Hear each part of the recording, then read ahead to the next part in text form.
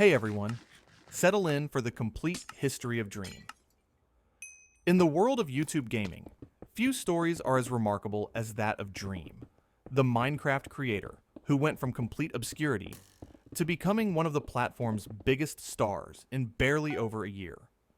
This is a tale of innovation, controversy, triumph, and the unique challenges that come with internet fame in the modern age.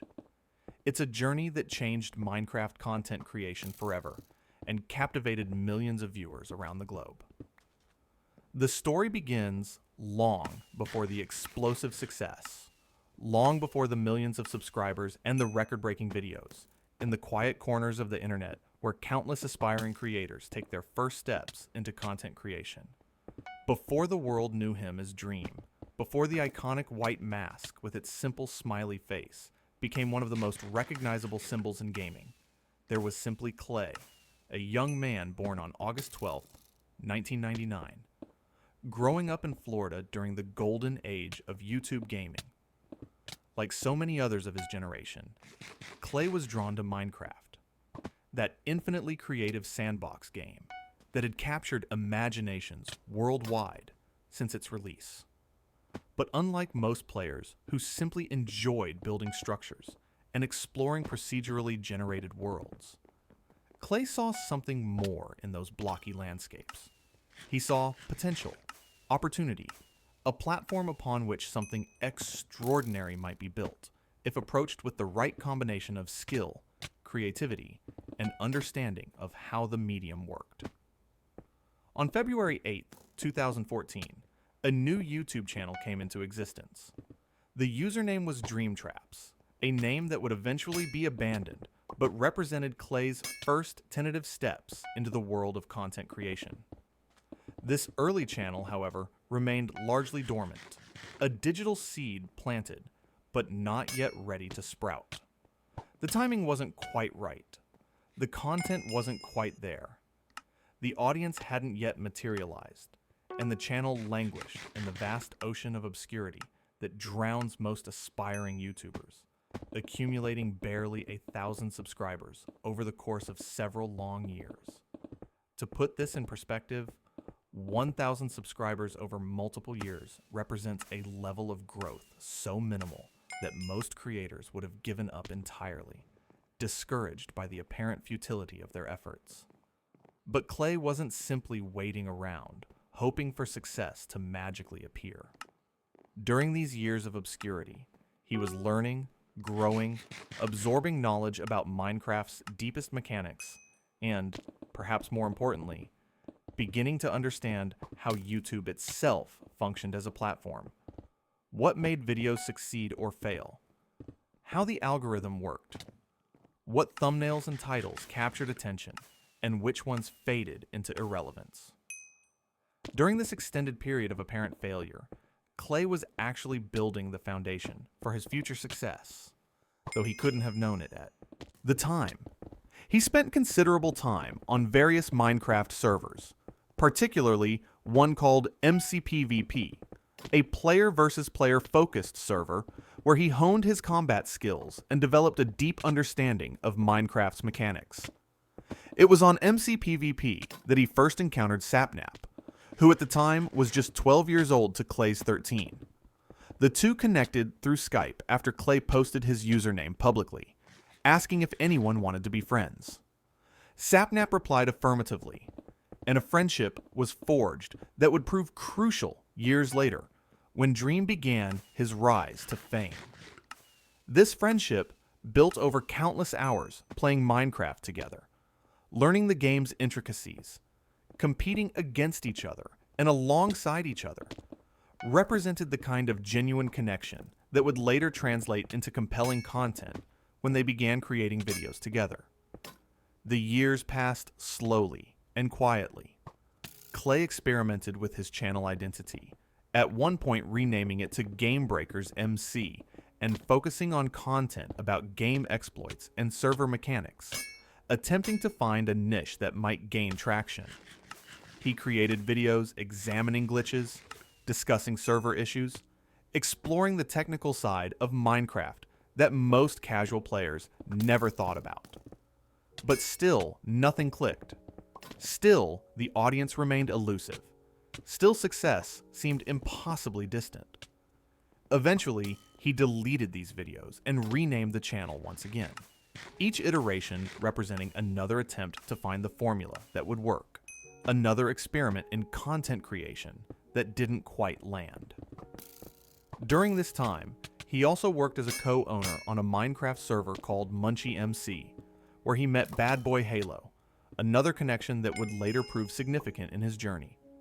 Through Bad Boy Halo's server, he also encountered George Not Found. And slowly, piece by piece, connection by connection, the foundation of what would eventually become known as the Dream Team was being laid, though none of them had any idea at the time that they would one day be collaborating on videos watched by tens of millions of people. These years of struggle and obscurity weren't wasted time. Clay was developing valuable technical knowledge during this period, learning how server plugins worked, understanding the code underlying various game mechanics, developing the programming and technical skills that would later allow him to create the elaborate challenge videos that would help make him famous. The modified Minecraft videos that would become a staple of his content required someone who understood not just how to play the game, but how to modify it, how to code new behaviors and mechanics, how to create experiences that wouldn't be possible in vanilla Minecraft. More importantly, Clay was studying YouTube itself with the dedication of someone preparing for a crucial exam. He analyzed successful Minecraft creators, watching their videos not just for entertainment, but for education, noting what worked and what didn't, understanding why certain videos went viral while others with seemingly similar content failed to gain traction. He learned about the importance of thumbnails, how a well-designed thumbnail could dramatically increase a video's click-through rate. He studied titles, understanding that the right combination of words could make a video show up in search results and recommended feeds. He began to understand the algorithm not as some mysterious, capricious entity, but as a system with rules that could be learned and, if not quite gamed, at least worked with rather than against. This education, gained through years of struggling in obscurity, watching others succeed while his own attempts failed, learning from each failure and gradually understanding what needed to change, would prove absolutely invaluable when the time finally came for him to make his real push for YouTube success. He was developing what could be called algorithmic literacy, an understanding of how content discovery worked on YouTube, how videos got promoted, how audiences found new creators, how trends emerged and evolved. This wasn't knowledge that could be taught in a course or learned from a book. It came from immersion, from paying attention, from treating content creation not just as a hobby, but as a serious pursuit worthy of study and analysis. In May or June of 2019, something significant happened that would mark the beginning of a new chapter. Clay, who had been unable to secure the simple, memorable username Dream for years as someone else held it, finally managed to acquire the name.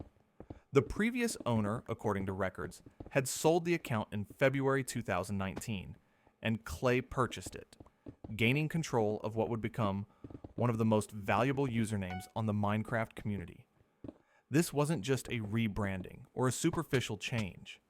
The username Dream was perfect for building a brand. Simple, memorable, easy to search for, short enough to fit comfortably in titles and thumbnails, evocative without being overly specific. It represented a fresh start, a clean slate, an opportunity to begin again with all the knowledge gained from years of failure, but without the baggage of those failed attempts weighing down the channel. More importantly, by mid-2019, Clay had finally figured out what he wanted to do with his channel. He had spent years experimenting, trying different approaches, seeing what resonated and what fell flat, and he had finally developed a coherent plan for the kind of content he wanted to create, and, crucially, how he would ensure that content found its audience. He understood that he needed to create videos that were genuinely innovative, that offered viewers something they couldn't get elsewhere, that showcased skill and creativity in ways that would impress even experienced Minecraft players while remaining accessible and entertaining to casual fans. He also understood that he needed to optimize every aspect of his content for the YouTube algorithm, from upload schedules to video length to thumbnail design to title construction. This combination of creative innovation and technical understanding of the platform would prove to be the winning formula he'd been searching for. The timing, though Clay couldn't have fully appreciated it then, was absolutely perfect.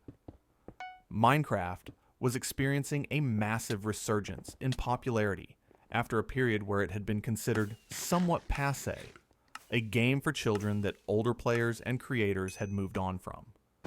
This resurgence was driven by several factors. Major creators like PewDiePie, the biggest individual YouTuber on the platform with over 100 million subscribers, had returned to playing Minecraft and were introducing the game to new audiences, or reminding older audiences why they had loved it in the first place. The game's developer, Mojang, had continued updating Minecraft with new features, new dimensions, new mobs, and mechanics that gave even veteran players reasons to return and explore. A new generation of players was discovering the game for the first time. Young viewers who hadn't been around during Minecraft's initial explosion of popularity in the early 2010s. The audience was there, hungry for new Minecraft content, and the platform was more conducive to gaming content than ever before, with improved monetization, better recommendation systems, and a general cultural moment where gaming was more mainstream and accepted than it had been in previous eras. On July 13th, 2019, Dream uploaded a video that would mark the true beginning of his YouTube journey as we know it today. The video's concept was clever and meta, essentially showing Dream playing Minecraft intentionally badly, doing all the things that make experienced players cringe, all while positioning it as content designed to trigger viewers who knew the right way to play. He placed blocks on top of chests, making them unopenable, a classic mistake that drives Minecraft players crazy. He killed sheep with a sword to get wool rather than using shears, wasting the animal and getting less wool in the process. He ate rotten flesh, one of the worst food sources in the game, despite having better options available. He broke wood with his bare hands even after having tools. Every action was calculated to be wrong in a way that knowledgeable players would immediately recognize, creating a form of engagement where viewers would comment about everything he was doing incorrectly, driving up engagement metrics that the algorithm favored. The video was simultaneously funny, cleverly self-aware, and demonstrated an understanding of the Minecraft community's culture and in-jokes. It worked spectacularly. Within just a few days of upload, the video had garnered hundreds of thousands of views, a level of success that would have been absolutely unimaginable on Clay's previous attempts at content creation. 100,000 views might not sound like much compared to the tens of millions his later videos would receive, but for a channel that had struggled to break even 1,000 subscribers over multiple years, it represented validation that he had finally found something that worked. The video proved he could create content that resonated with the Minecraft community, that he understood what they wanted to see, that he could deliver it in an entertaining way, and that he knew how to package it for maximum algorithmic success. But Dream understood something crucial that many creators who get one viral video don't grasp. One successful video doesn't make a channel. Success required consistency, required proving that the first video wasn't a fluke, required building an audience that would return for subsequent uploads. So rather than resting on the success of that first video, rather than taking time to celebrate or becoming complacent, Dream immediately began work on his next project, and this next project would be even more significant, would demonstrate even more clearly that he possessed a combination of technical skill and creative thinking that set him apart from the vast majority of Minecraft creators. What happened next would change everything and announce Dream to the Minecraft community in a way that couldn't be ignored.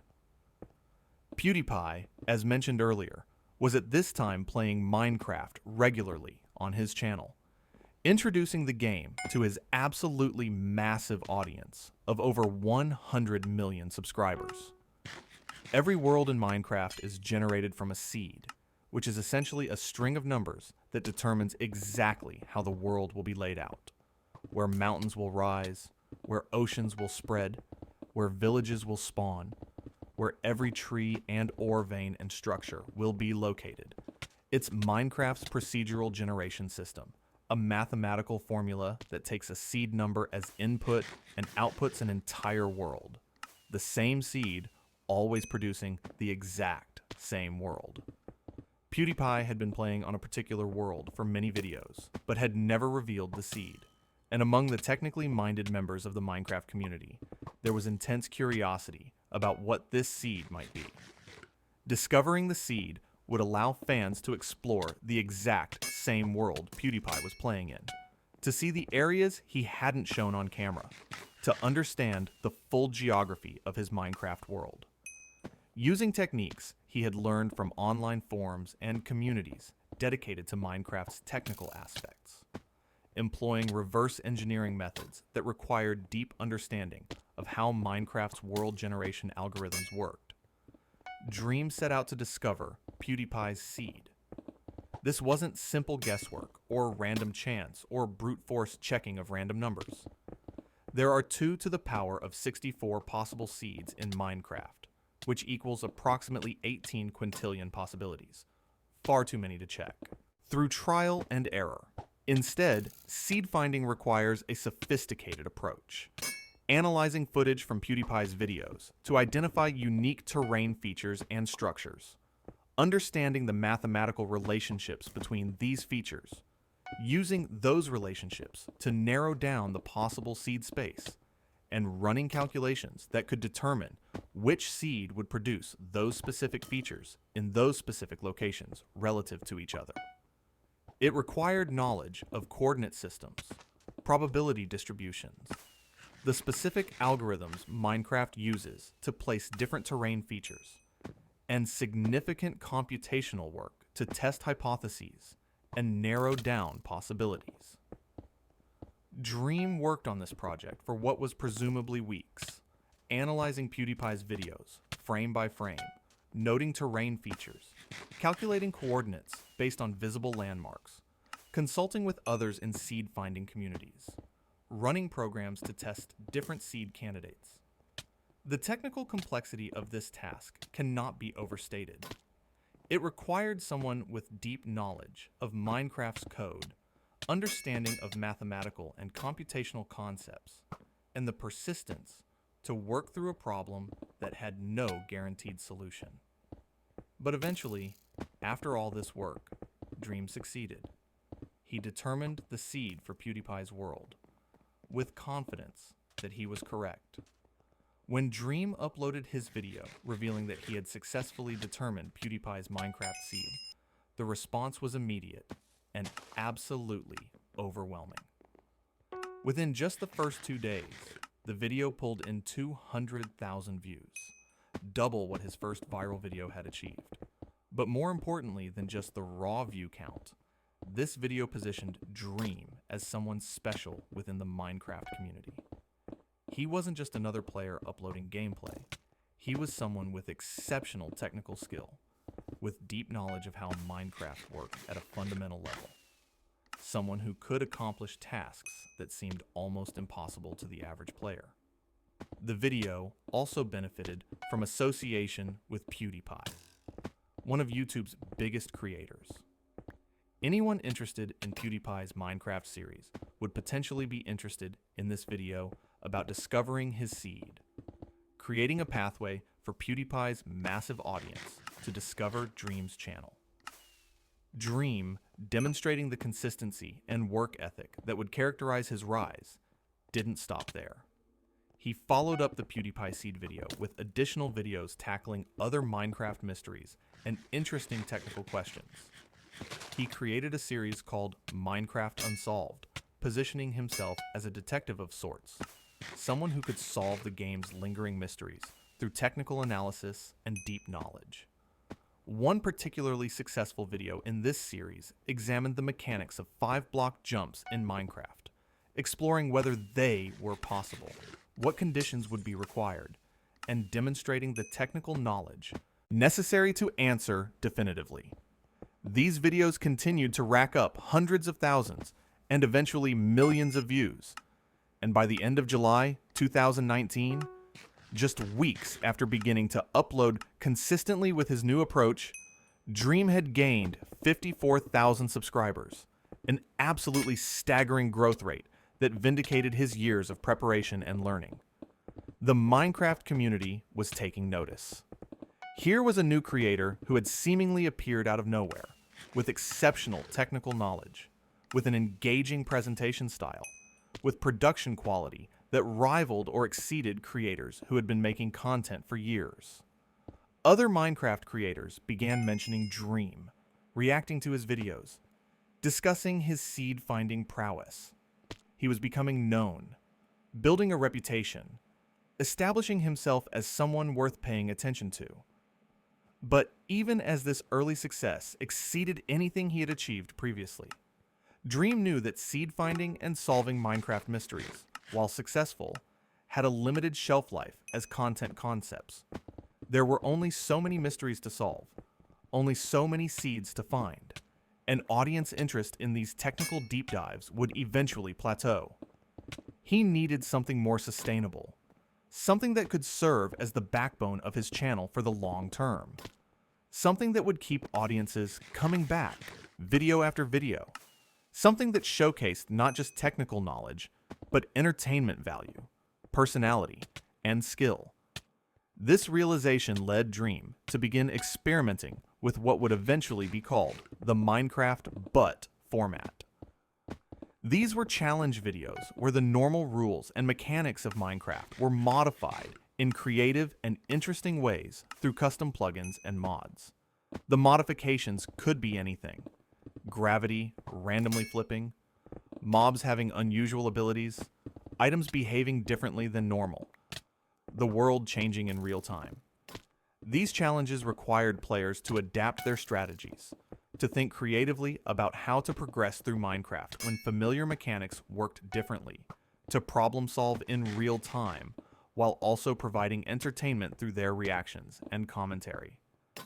The format was inherently replayable because each different modification created a completely new challenge, and the possibilities for modifications were essentially limitless. Crucially, these challenge videos weren't solo affairs. Dream began featuring his friends, particularly George Notfound and Sapnap, the connections he had maintained from his years playing on servers before his channel's success. The dynamic between Dream, George, and Sapnap was natural and entertaining, built on genuine friendship that had developed over years of playing together. They would banter, joke around, friendly trash talk each other, react authentically to the chaos created by the modified game mechanics. This wasn't forced chemistry created for content. This was real. Friendship translating into engaging viewing. Audiences responded incredibly positively to these trio videos, appreciating not just the creative challenges, but the personalities and relationships on display. The Dream Team, as fans began calling them, was starting to take shape as a unit, a group of friends who played together and created content together in a way that felt authentic rather than manufactured. Videos like Minecraft, but item drops are random and multiplied, showcase this format at its best. In this particular challenge, whenever a block was broken or a mob was killed, instead of dropping its normal items, it would drop random items multiplied by large quantities. This created absolute chaos, with players suddenly receiving massive quantities of diamonds, or cobblestone, or food, or tools from unexpected sources, completely changing how they approached the game. The video was full of unexpected moments, hilarious reactions, and showcased quick thinking as players adapted to utterly unpredictable circumstances. This video would go on to accumulate tens of millions of views, and remains one of Dream's most successful videos even years later. As Dream's channel continued growing rapidly through the latter half of 2019, he was constantly experimenting, constantly iterating, constantly learning what worked and what didn't.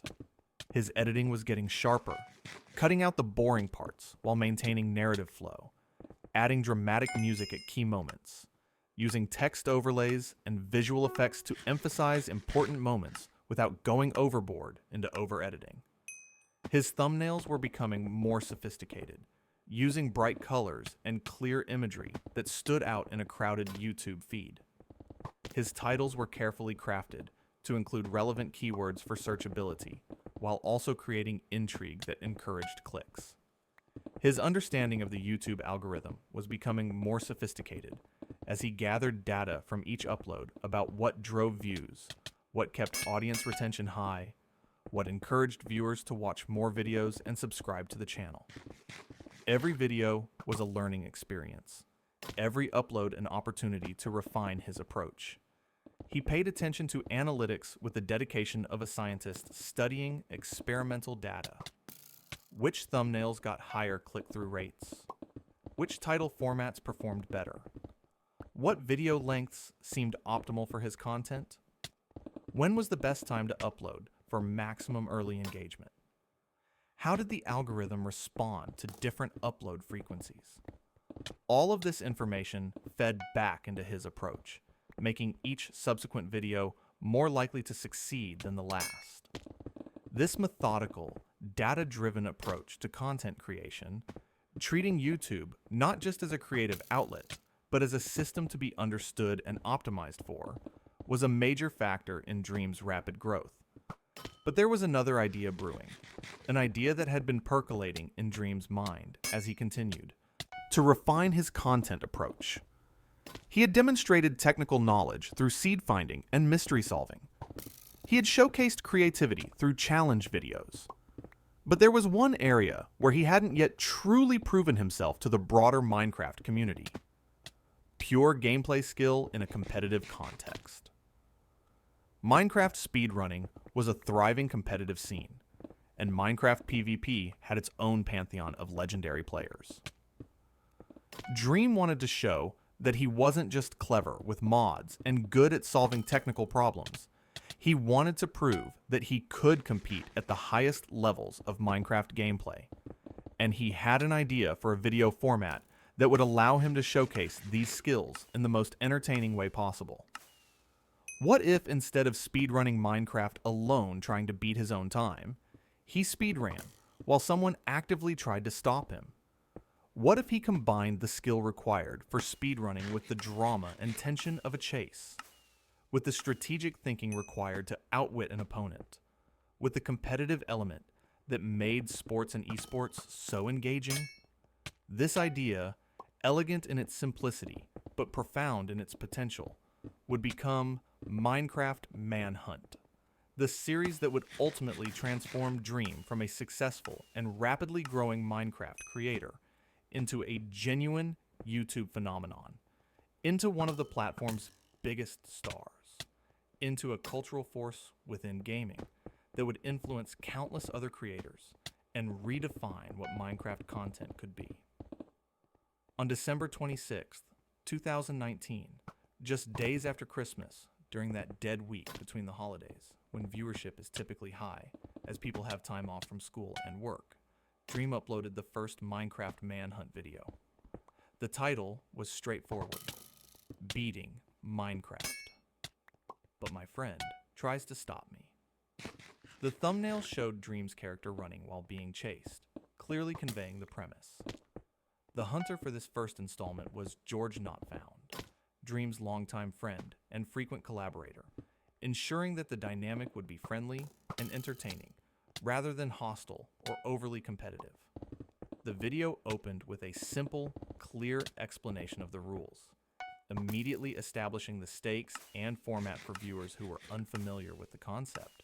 The rules were elegantly simple. Dream would attempt to beat Minecraft by killing the Ender Dragon, the game's final boss. George would attempt to kill Dream before he could accomplish this goal. George would have a compass that constantly pointed toward Dream's location, updating in real time, meaning hiding wasn't an option, and Dream would need to keep moving, keep progressing, keep outmaneuvering his pursuer. If Dream died even once, he lost, and the video would end. This created genuine stakes, genuine tension, because viewers knew that at any moment, a single mistake could end everything, could waste all the progress made up to that point, could turn potential victory into definite defeat. From the very beginning of that first manhunt, it was clear this format was something special. The tension was immediately palpable as Dream scrambled to gather basic resources, punching trees to get wood, crafting basic tools, knowing that George could appear at literally any moment to attack. The editing heightened this tension, cutting between Dream's preparation and George's search, building anticipation for their first encounter. When they did first meet, the fight was intense and uncertain, with both players demonstrating solid combat skills, with the outcome genuinely in doubt. Dream managed to escape that first encounter, but barely, and the chase was on. The video was full of memorable moments.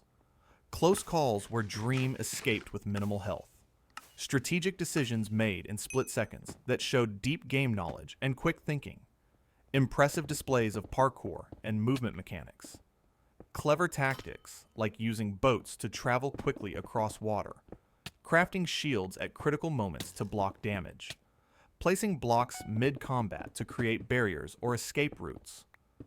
Dream utilized his deep understanding of Minecraft's mechanics to gain advantages wherever possible, showing viewers techniques and strategies they might not have known about, while also demonstrating execution of those techniques under the immense pressure of being hunted. The back and forth nature of the video was perfectly paced. Dream would gain distance and make progress toward his goal, then George would catch up and force another confrontation. Neither player seemed to have an insurmountable advantage, which kept the outcome uncertain throughout the entire runtime. The banter between them, the friendly trash talking and joking even in intense moments, kept the mood light and entertaining despite the tension. This wasn't grim or stressful to watch. It was thrilling and fun, showcasing skill while also showcasing personality and friendship. In that first manhunt video, Dream actually lost. Near the end of the run, after significant progress and multiple close calls, he misjudged fall damage and died, handing victory to George and ending the attempt. But this loss wasn't a failure from a content perspective. It was actually perfect.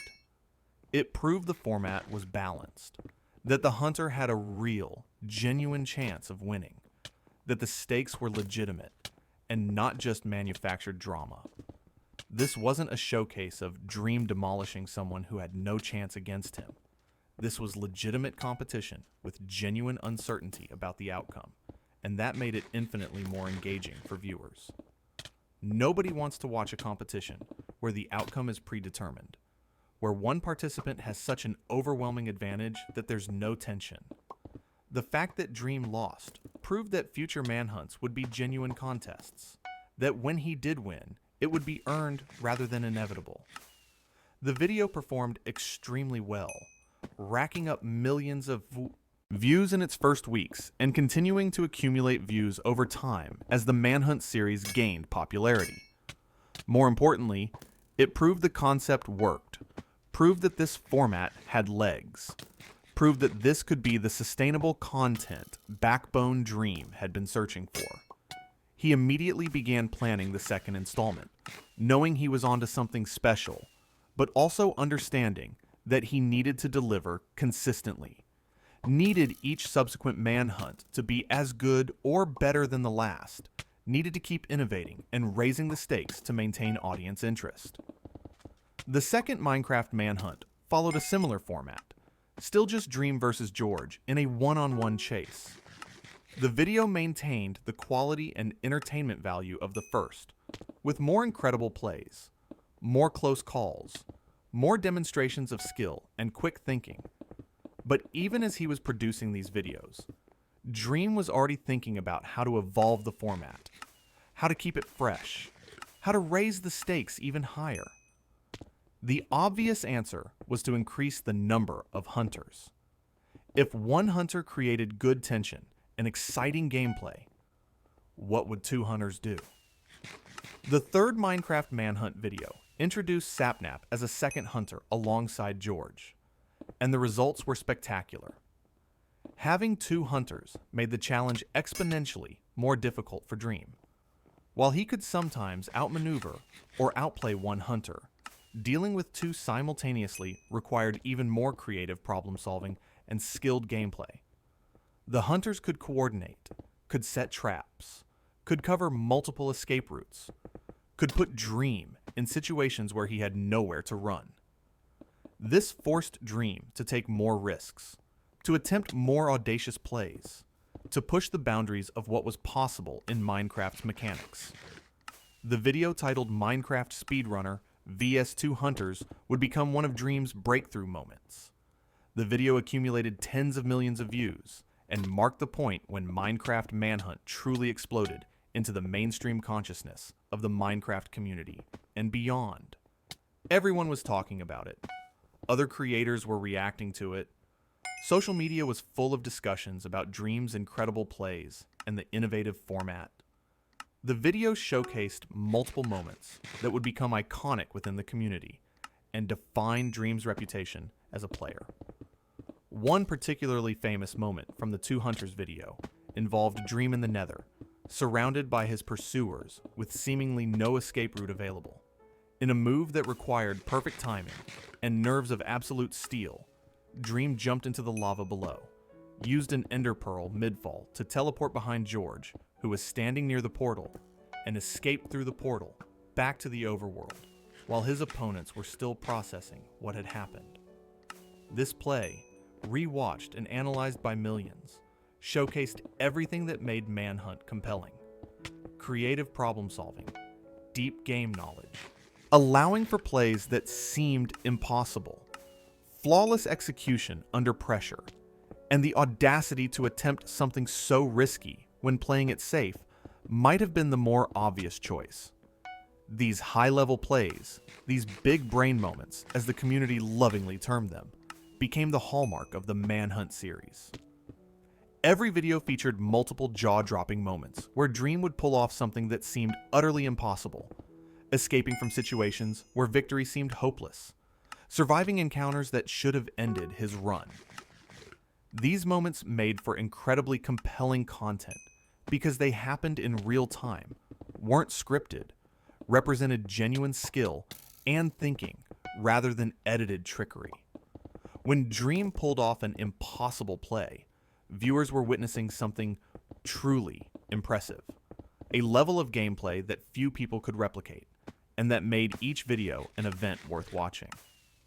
The success of the Two Hunters video convinced Dream that continued escalation was the right move. The pattern was clear. More hunters meant higher difficulty, which meant more impressive plays required to survive, which meant more engaging content. The next logical step was 3 hunters, then 4, eventually 5. With each additional hunter added to the series, the difficulty increased dramatically, and Dream had to become even more creative and skilled in his approaches to survival. With 3 hunters chasing him, Dream began using tactics that seemed almost like cheating, but were entirely within the rules and mechanics of the game. He crafted boats mid-air to negate fall damage, a trick that required knowing about the specific way Minecraft handles collision detection when entering boats. He placed water buckets at the last possible second before hitting the ground, a classic speedrunning technique, but executed under the pressure of combat. He used fishing rods to pull hunters off bridges and ledges, sending them falling to their deaths, or at least creating separation. He utilized the environment in ways that demonstrated absolute mastery of Minecraft's systems and mechanics. showing that he understood not just how to play the game, but how the game itself worked at a fundamental level. These weren't just skilled plays executed by a good player. These were showcases of someone who had spent thousands upon thousands of hours, not just playing Minecraft, but studying it, understanding every system, every interaction, every possibility that the game's mechanics allowed. Dream understood the precise timing required for water bucket clutches, the exact mechanics of entity collision, and how to exploit them. The specific ways that momentum and velocity worked in Minecraft's physics system. This deep, technical knowledge, combined with the ability to execute perfectly while being chased by multiple people trying to kill him, elevated his gameplay to something truly special. Something that captured the attention and admiration of even the most skilled and knowledgeable Minecraft players. The Minecraft Manhunt videos became events in themselves, occasions that the community anticipated and celebrated. Each upload would garner millions of views within hours of going live, would trend on YouTube's main trending page, would spark countless discussions across social media, Reddit, Discord servers, wherever Minecraft fans gathered online. The comment sections of Manhunt videos were filled with timestamps pointing to incredible plays, with analysis of Dream's strategies, with amazed reactions to particularly impressive moments. Other content creators began making reaction videos to manhunts, watching them live on stream and providing their commentary, effectively giving each manhunt even more exposure and reach. Analysis channels emerged, dedicated to breaking down exactly how Dream had pulled off certain moves. Frame-by-frame examinations of split-second decisions, explanations of the precise mechanics being exploited. The community became deeply invested, not just in whether Dream would win or lose each manhunt, but in seeing what impossible play he would manage next, what new strategy he would employ, what creative solution he would find to seemingly unsolvable problems.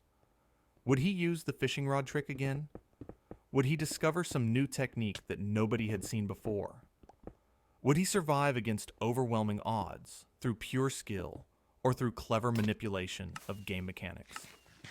Each video held the promise of witnessing something extraordinary, something that would be discussed and analyzed for weeks afterward. Part of what made the Manhunt series so fundamentally compelling was the genuine friendship and natural banter between Dream and the hunters. These weren't strangers meeting for a sterile competitive match. These were friends who had known each other for years, who had histories together, who genuinely enjoyed playing together, even as they tried to kill each other in-game.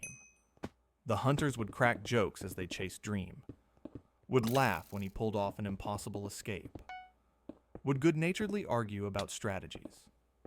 Dream would trash talk even while running for his life, would celebrate dramatically when he survived a close call, would sometimes acknowledge when he'd made a mistake, or when a hunter had made a good play. There were moments of genuine laughter and enjoyment that made the videos feel authentic and relatable rather than purely competitive and serious. Viewers weren't just watching skilled gameplay. They were watching friends having fun together in a competitive context, and that human element elevated the content beyond being simply a showcase of Minecraft skill.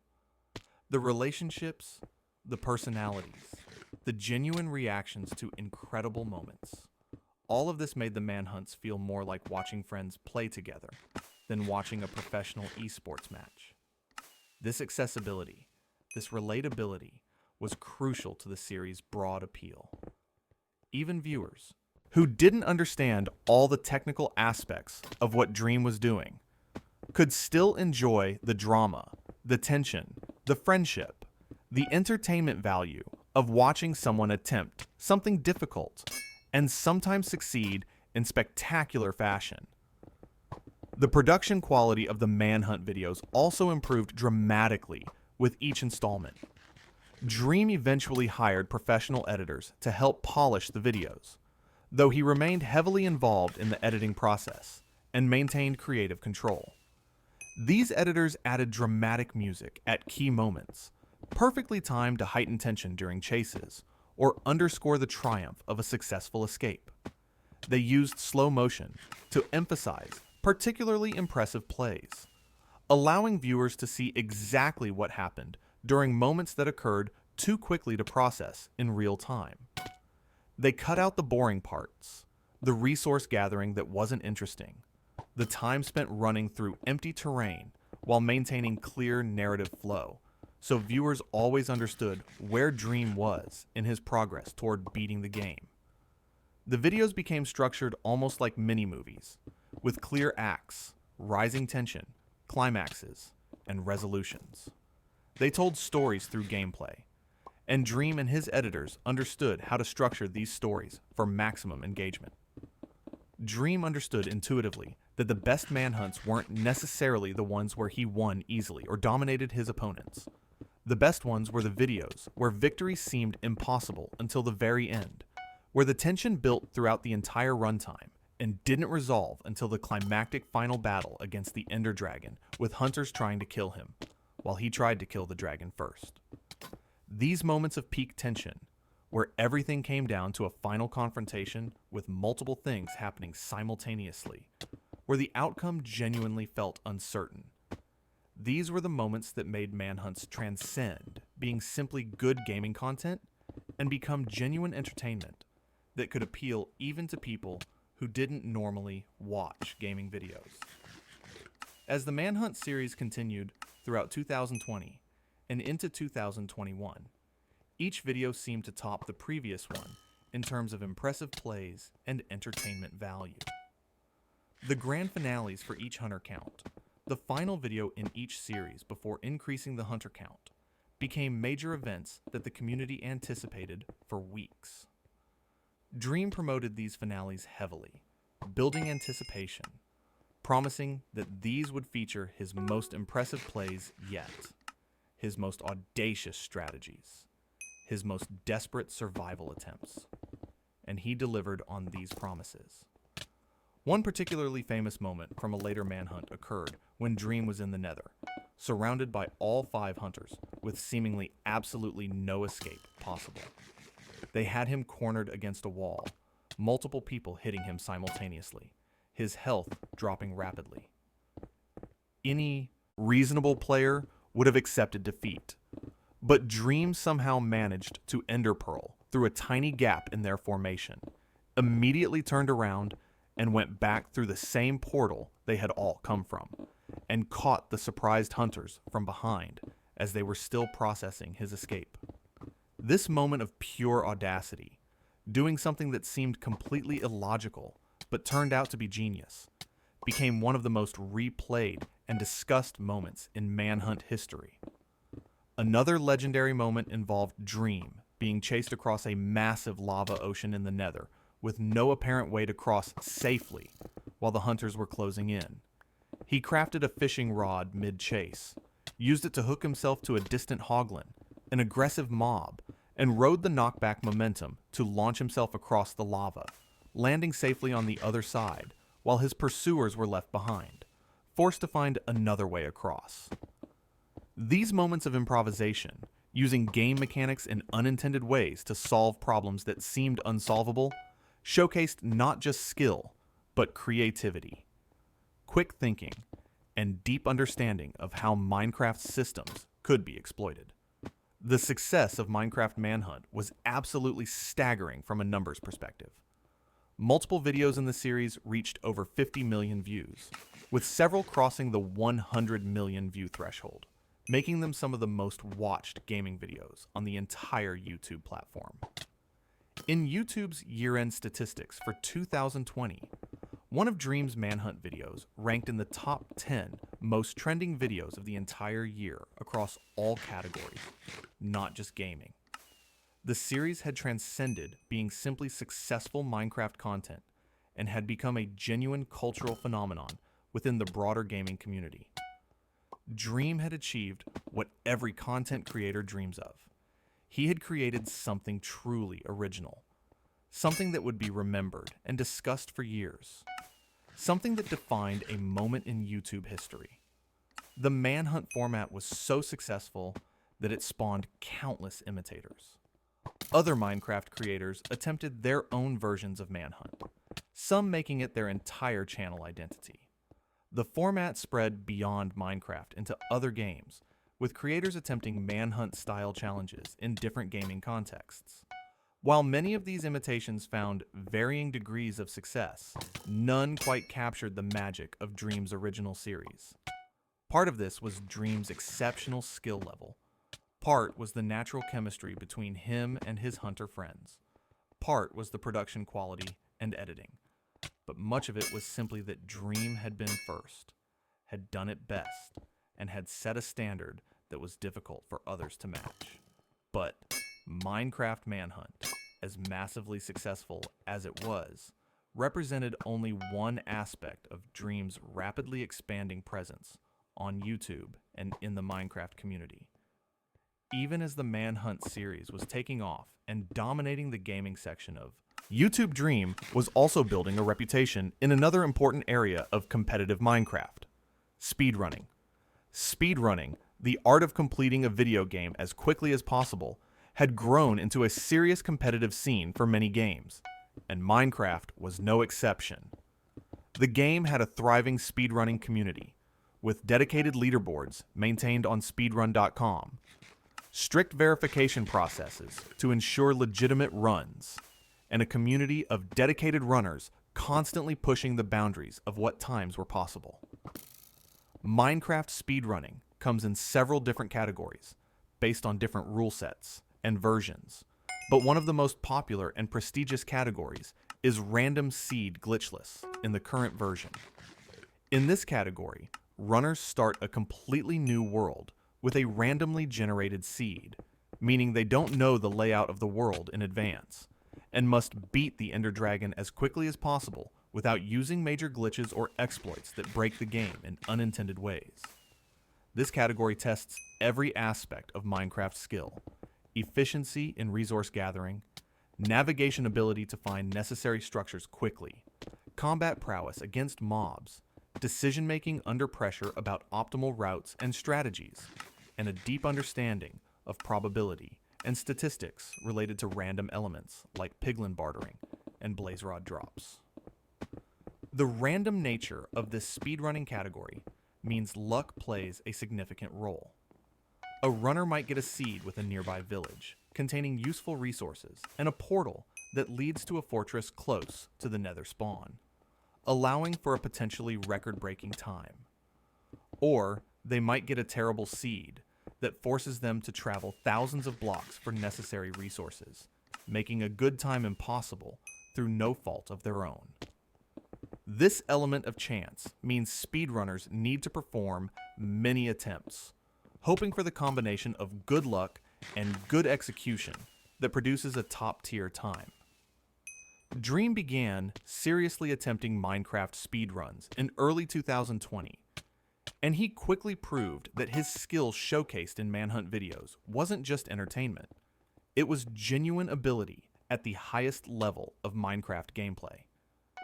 He climbed the leaderboards steadily, posting increasingly faster times, demonstrating the same game knowledge and execution skill in speedrunning that he showed in his videos. His streams of speedrun attempts drew large audiences, often tens of thousands of concurrent viewers who wanted to watch him compete and potentially set records. The combination of Dream's engaging personality, his skill at the game, and the inherent drama of speedrunning, where any run could be ruined at any moment by bad luck or a single mistake, and where any run could potentially be the one that sets a new record, made for compelling live stream content. In October of 2020, Dream achieved what at the time was the 5th fastest time globally in the Minecraft Java Edition 1.16 Random Seed Glitchless category, completing the game in approximately 19 minutes and 43 seconds. For context, beating Minecraft typically takes hours for a normal player. Getting the time down to under 20 minutes requires flawless execution, extensive knowledge of optimal strategies, good decision making throughout, and yes, a fair amount of luck with random elements. This accomplishment placed Dream among the absolute elite speedrunners in the world, competing against people who had been running the game for years, who had dedicated countless hours to optimizing every second of their runs, who understood Minecraft's mechanics at the deepest possible level. But with this success in competitive speedrunning came increased scrutiny, which is normal and appropriate in any competitive community. The Minecraft speedrunning community takes verification seriously, carefully examining submitted runs to ensure they were performed legitimately according to the rules, checking for any signs of cheating or rule violations. The verification process involves watching runs multiple times, checking for suspicious behavior or impossible occurrences, and sometimes examining the statistics of random events to ensure they fall within expected probabilities. When multiple speedruns submitted by Dream showed unusually high luck with certain random item drops that are crucial to speedrunning, specifically ender pearls obtained from bartering with piglins and blaze rods dropped by blazes, some members of the speedrunning community began to raise questions. Ender pearls are essential for reaching the end dimension, where the ender dragon is fought, and getting them through piglin bartering is usually the fastest method, but the barter has a random chance of giving ender pearls versus other items. Blaze rods are necessary for crafting Eyes of Ender and for making potions that help in the final fight, and they drop randomly when blazes are killed. Getting lucky with these drops can save significant time, which is why speedrunners attempt many runs hoping for good luck in these areas. However, Dream's luck across multiple runs seemed not just good, but statistically extraordinary. While any individual run might have good luck through random chance, having consistently high luck across many runs in a row was improbable enough to raise eyebrows. In mid-October 2020, a speedrunner made observations about the drop rates in Dream's runs and posted about them, though these posts were later deleted. The Minecraft speedrunning moderation team, taking these concerns seriously as they would with any runner showing unusual statistics, began a formal investigation. This investigation would prove to be one of the most thorough and detailed examinations of potential speedrunning cheating ever conducted in any game. The investigation lasted approximately 2 months, from mid-October to mid-December 2020, and involved multiple moderators and volunteers analyzing Dream's streams frame by frame, recording every instance of bartering with piglins and every blaze kill, calculating the exact drop rates he achieved, and comparing these rates to what would be expected based on Minecraft's code and the probabilities programmed into the game. They consulted with people knowledgeable about statistics and probability, ran multiple different statistical analyses using different approaches to ensure their conclusions were robust, and compiled all their findings into a comprehensive document. On December 11th, 2020, the Minecraft speedrunning moderation team released their findings in a 29-page document that detailed their investigation methodology, showed their data collection process, explained their statistical analysis, and presented their conclusions. A moderator known as GeoSquare also released a video summarizing the report's findings in more accessible language for people who might not understand all the statistical terminology and mathematical concepts. The conclusion was stark and shocking. Based on their statistical analysis, the probability of Dream achieving the luck he did across the 6 streams they examined was approximately 1 in 7.5 trillion.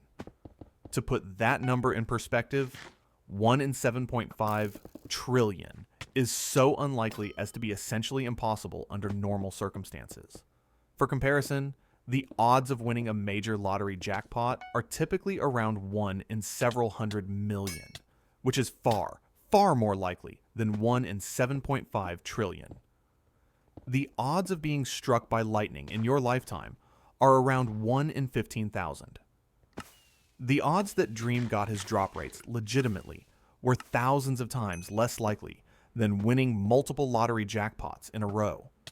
the moderators concluded that the only reasonable explanation was that Dream had somehow modified his game to increase the drop rates of these crucial items, giving himself an unfair advantage in speedrunning.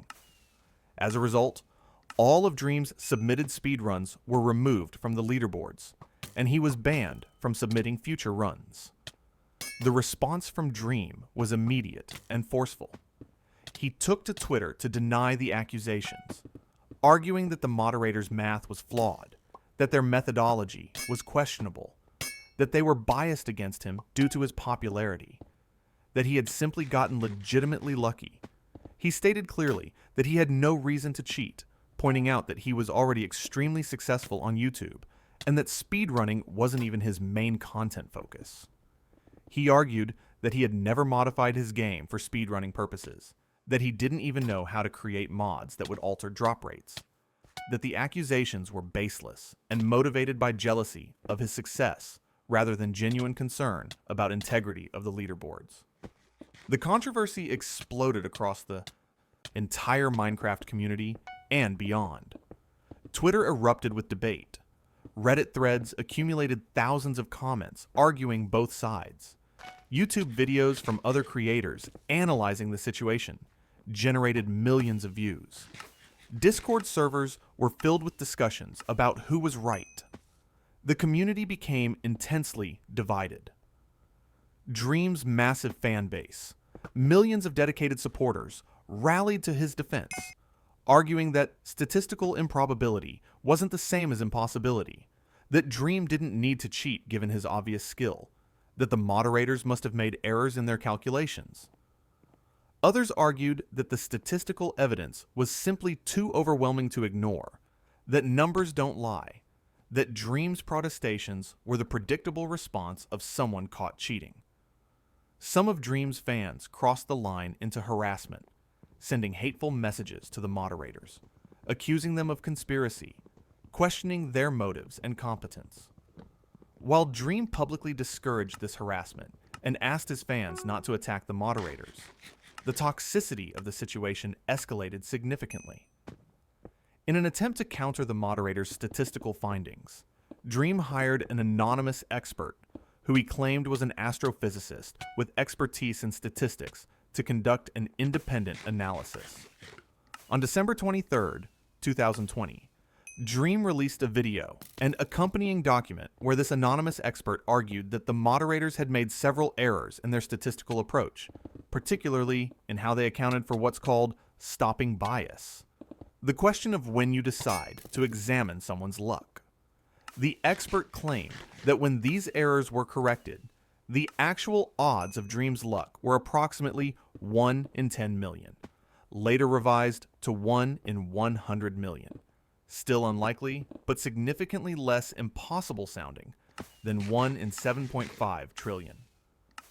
Dream presented this analysis as vindication, arguing that while 1 in 100 million was still rare, given the huge number of speedruns performed by many runners over months and years, such an outcome was within the realm of plausibility rather than being effectively impossible. However, the speedrunning moderation team quickly responded with their own counter-analysis. They released a more concise, 6-page document that specifically addressed Dream's hired experts' methodology and conclusions. They pointed out what they considered to be errors and questionable assumptions in the experts' analysis, noting that even the experts' revised probability still suggested something very unusual had occurred, and they maintained their conclusion that the most likely explanation remained that Dream had modified his game. Other statisticians and mathematicians within the broader community also weighed in, with most of them siding with the moderator's analysis rather than Dream's expert. YouTuber Carl Jobst, a respected figure in the speedrunning community known for his detailed investigative videos, released his own analysis of the situation that supported the moderator's findings.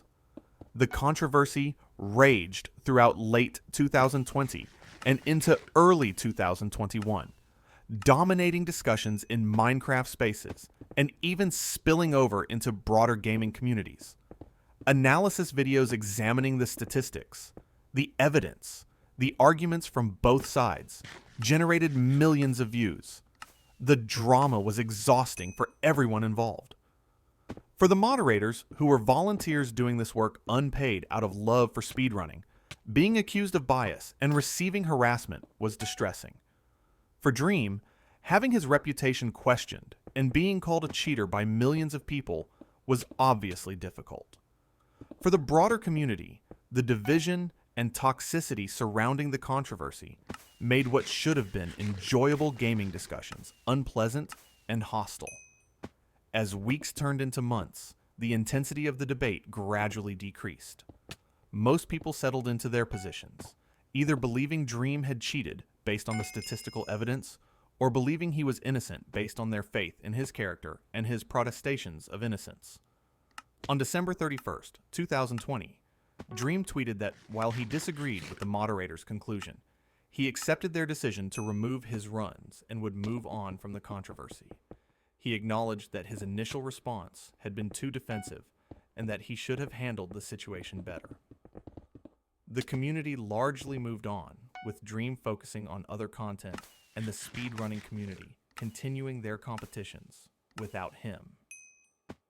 Then, on May 30th, 2021, nearly 6 months after the initial controversy, Dream made a surprising and significant admission. In a lengthy statement posted to Payspin and linked from his Twitter, Dream revealed that after conducting his own investigation into what might have caused the unusual drop rates, he had discovered something crucial. He had indeed had mods installed that increased the drop rates of ender pearls and blaze rods, the exact items in question. However, Dream maintained that this was not intentional cheating. He explained that these mods had been developed by someone he had hired to help create content for his challenge videos, where modified drop rates made for more entertaining content. These modifications made challenges more manageable and ensured videos didn't drag on forever due to bad luck. Dream claimed that he had been completely unaware that these modifications were still active when he performed his speedruns, believing he was playing on an unmodified version of the game. Dream took full responsibility for what happened, apologizing profusely to the moderators for the months of controversy and the harassment they had endured from his fans. He acknowledged that when the accusations first emerged, he had genuinely believed he hadn't cheated, because he didn't intentionally set out to cheat, but that his defensive reaction and his paranoia about the moderator's motives had prevented him from thoroughly investigating the possibility that he might have inadvertently had mods active. He explained that only after the initial drama had died down did he and his development team look more carefully at his Minecraft installations and discover that the modifications intended for challenge videos were also present in the version he used for speedrunning. Dream expressed deep regret about how the situation unfolded, about the stress it caused everyone involved, and about the way his defensive response had prolonged the controversy. This admission was met with extremely mixed reactions from the community. Some appreciated Dream's honesty and his willingness to finally admit fault, seeing it as taking responsibility, even if it came months late.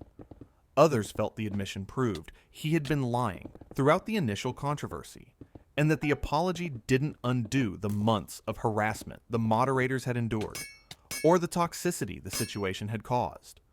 Many questioned whether the explanation of unintentional cheating was believable, pointing out that someone as technically knowledgeable as Dream, who had worked extensively with mods and understood how Minecraft's file structure worked, should have been aware of what modifications were active. The speedrunning community accepted his statement, but maintained their decision to keep his runs removed from the leaderboards and to keep his ban in place. For Dream himself, the speedrunning controversy represented a significant dark chapter in his otherwise meteoric rise. It was a humbling experience, a moment where his reputation was seriously damaged, where millions of people questioned his integrity and honesty. The controversy would follow him for years afterward, regularly being brought up whenever his accomplishments were discussed, serving as a reminder that his success hadn't been without serious missteps. However, His core fan base largely stood by him, accepting his explanation and appreciating his eventual admission. And while the controversy certainly damaged his reputation in some circles, particularly in the speedrunning community, it didn't significantly slow his overall channel growth or his success in other areas of content creation. The speedrunning controversy was a defining chapter in Dream's story, but it wasn't the only story being written during this period. In fact, even as the speedrunning drama swirled throughout late 2020 and into 2021, Dream was simultaneously building something even more significant. Something that would become, perhaps, his most enduring legacy and have an impact that extended far beyond his own channel: the Dream SMP. The Dream SMP, which stood for Survival Multiplayer, was a private whitelisted Minecraft server that Dream and George Notfound created in April or May of 2020. The initial concept was simple and relatively modest. Create a private server where Dream, George, and a small group of their close creator friends could play Minecraft together in a more relaxed environment, compared to the high-intensity content like Manhunt. The early days of the Dream SMP were peaceful and relatively unremarkable, more like a typical Friends Minecraft server than anything special. Dream, George, and Sapnap were joined by other creators like Bad Boy Halo, Awesome Dude, Ponk, Callahan, and Alyssa. They engaged in typical Minecraft survival activities: mining resources, building structures, gathering materials, exploring the world. They constructed the community house as a central gathering place, laid out the prime path as a main road connecting various locations, built a nether hub for easier fast travel. There was some light roleplay, some friendly pranks, and minor griefing between members. Occasional conflicts over items or territory, but nothing particularly dramatic or storyline driven. It was essentially a casual hangout space where creators could spend time together, create content at a relaxed pace, and build things without the pressure of trying to create viral videos or compete for views. Everything changed, as these stories so often go, with the introduction of a single chaotic element. On July 4th, 2020, Independence Day in the United States, a young British creator named Tommy Innit joined the server. Tommy was already building a reputation as an energetic, loud, entertaining creator known for his comedic timing and his willingness to cause chaos for content. He was exactly the kind of personality that could disrupt the peaceful status quo and create interesting dynamics. From the moment Tommy logged on to the Dream SMP, he brought chaos, conflict, and drama. He immediately began antagonizing other players, stirring up trouble, engaging in what could charitably be called griefing behavior, taking other players' items, destroying builds, generally making himself a nuisance. But rather than being genuinely toxic or making the server unpleasant, Tommy's chaos was engaging and entertaining. His conflicts were funny. His grievances were over the top and dramatic. His reactions were hilarious. More importantly, other members began engaging with this chaos, responding to Tommy's provocations, creating back and forth conflicts that had narrative momentum. What had been a casual survival server where people mostly did their own thing began to transform into something with story, with character dynamics, with ongoing conflicts and relationships that carried from stream to stream. The seeds of what the Dream SMP would become were being planted, though nobody yet realized how significant they would prove.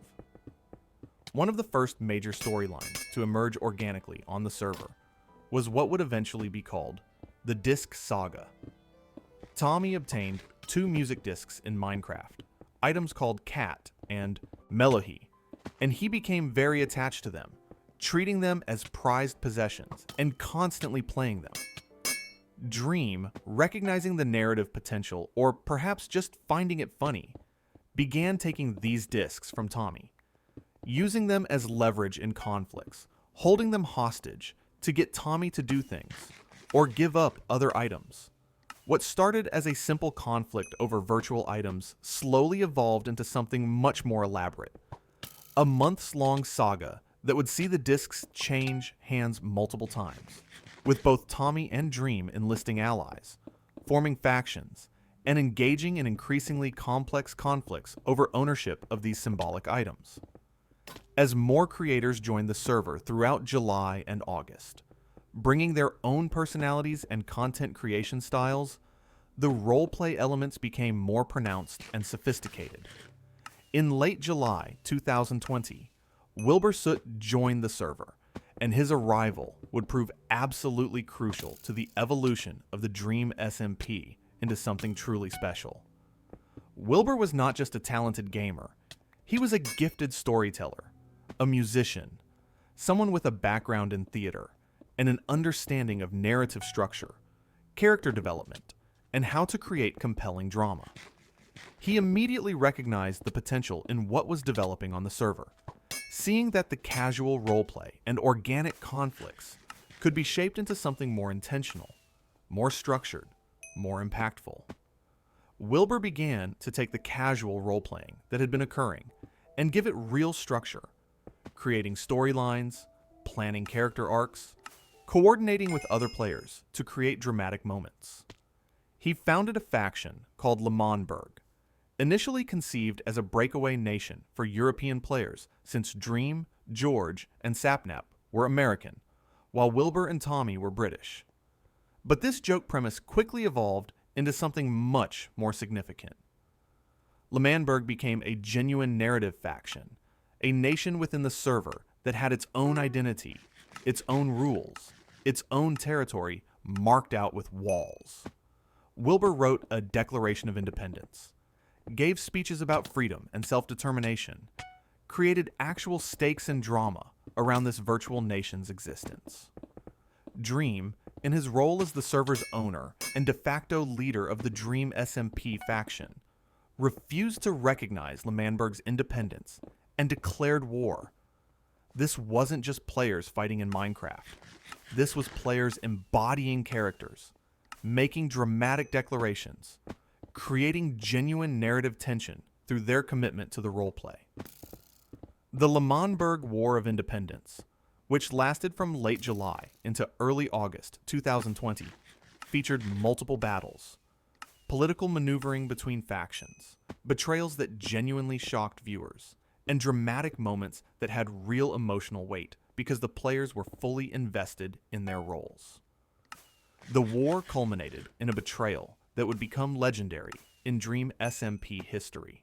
Arret, who had been a member of L'Manberg, revealed during a critical moment that he had been secretly working with Dream the whole time. He led the L'Manberg forces into a room that he claimed contained supplies to help them in the war, but it was actually a trap. The room was filled with enemies, and the L'Manberg members were slaughtered, losing items and progress. This betrayal, which Arret later explained was in exchange for being crowned king of the Dream SMP, had enormous consequences for the server's developing story, and established that actions had weight, that trust could be broken, that the narratives being created were going to have real stakes and consequences. Despite the betrayal and the tactical defeat, L'Manberg eventually won its independence through a combination of continued resistance and a final negotiation where they agreed to certain terms.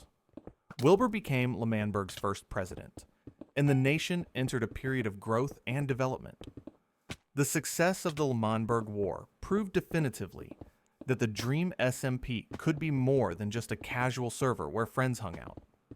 It could be a platform for sophisticated storytelling, a stage for dramatic performances, a canvas for complex narratives that viewers would become deeply invested in. Wilbur Soot, in particular, emerged as the driving creative force behind much of the server's storytelling direction.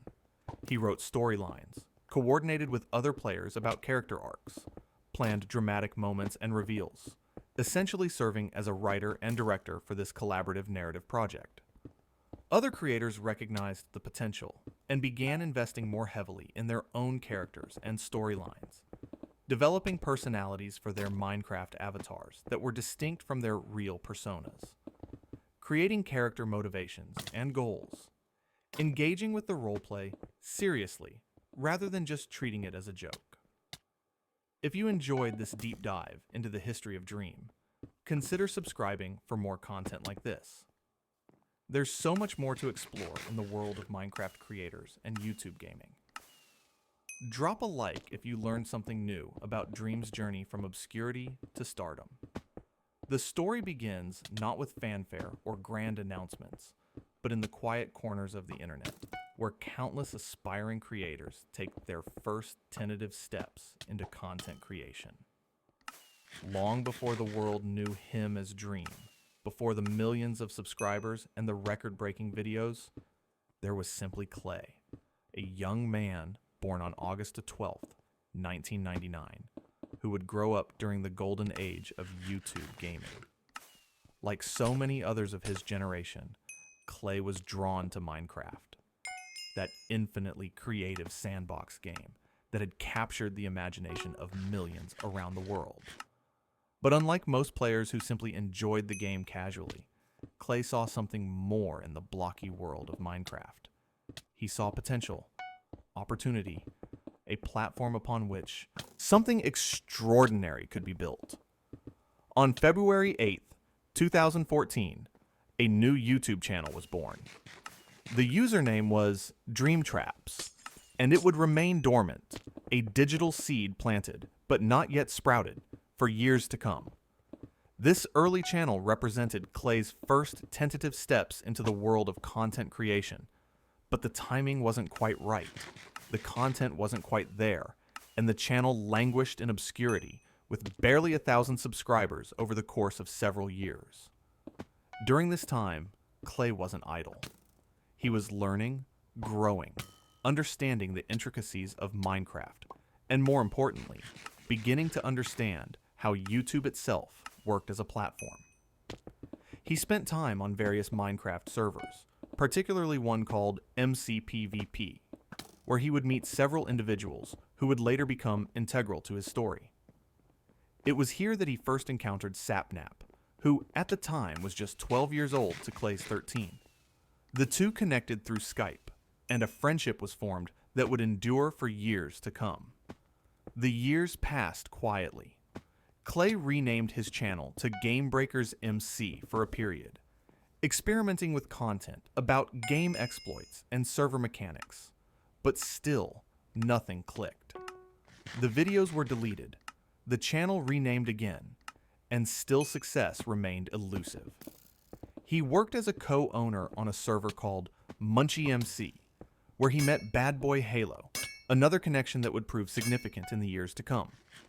Through Bad Boy Halo's server, he also met George Notfound, and slowly, piece by piece, the foundation of what would become the Dream Team was being laid. Though none of them knew it at the time, Clay was learning valuable lessons during these years of obscurity, understanding server mechanics, learning how plugins and mods worked, developing the technical knowledge that would later allow him to create the elaborate challenge videos that would make him famous.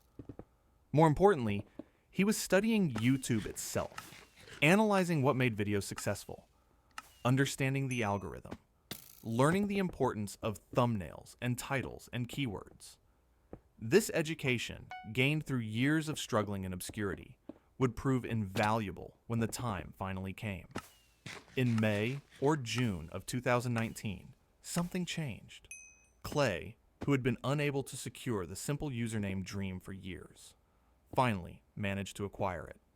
This wasn't just a rebranding, it was a fresh start, a new beginning. The username was simple, memorable, easy to search for, perfect for building a brand. More importantly, Clay had finally figured out what he wanted to do with his channel. He had studied successful Minecraft creators, analyzed what worked and what didn't, and he had developed a plan. The timing, though he couldn't have known it then, was perfect. Minecraft was experiencing a massive resurgence in popularity, driven in part by the return of major creators like PewDiePie to the game. The audience was there, hungry, for new Minecraft content, and Dream was about to give them something they'd never seen before. On July 13th, 2019, Dream uploaded a video that would mark the true beginning of his YouTube journey. The video was titled something along the lines of purposefully playing Minecraft terribly to trigger viewers, a meta-commentary on gaming content itself. The video showed Dream doing everything wrong, placing blocks on chests, killing sheep for wool instead of shearing them, eating rotten flesh, all the things that make experienced Minecraft players cringe. It was clever, self-aware content that understood its audience, and it worked. Within days, the video had garnered hundreds of thousands of views, a success that would have been unimaginable on his previous attempts at content creation. But Dream didn't rest on this early success. He understood that one viral video didn't make a channel, and he had bigger plans brewing. What happened next would change everything.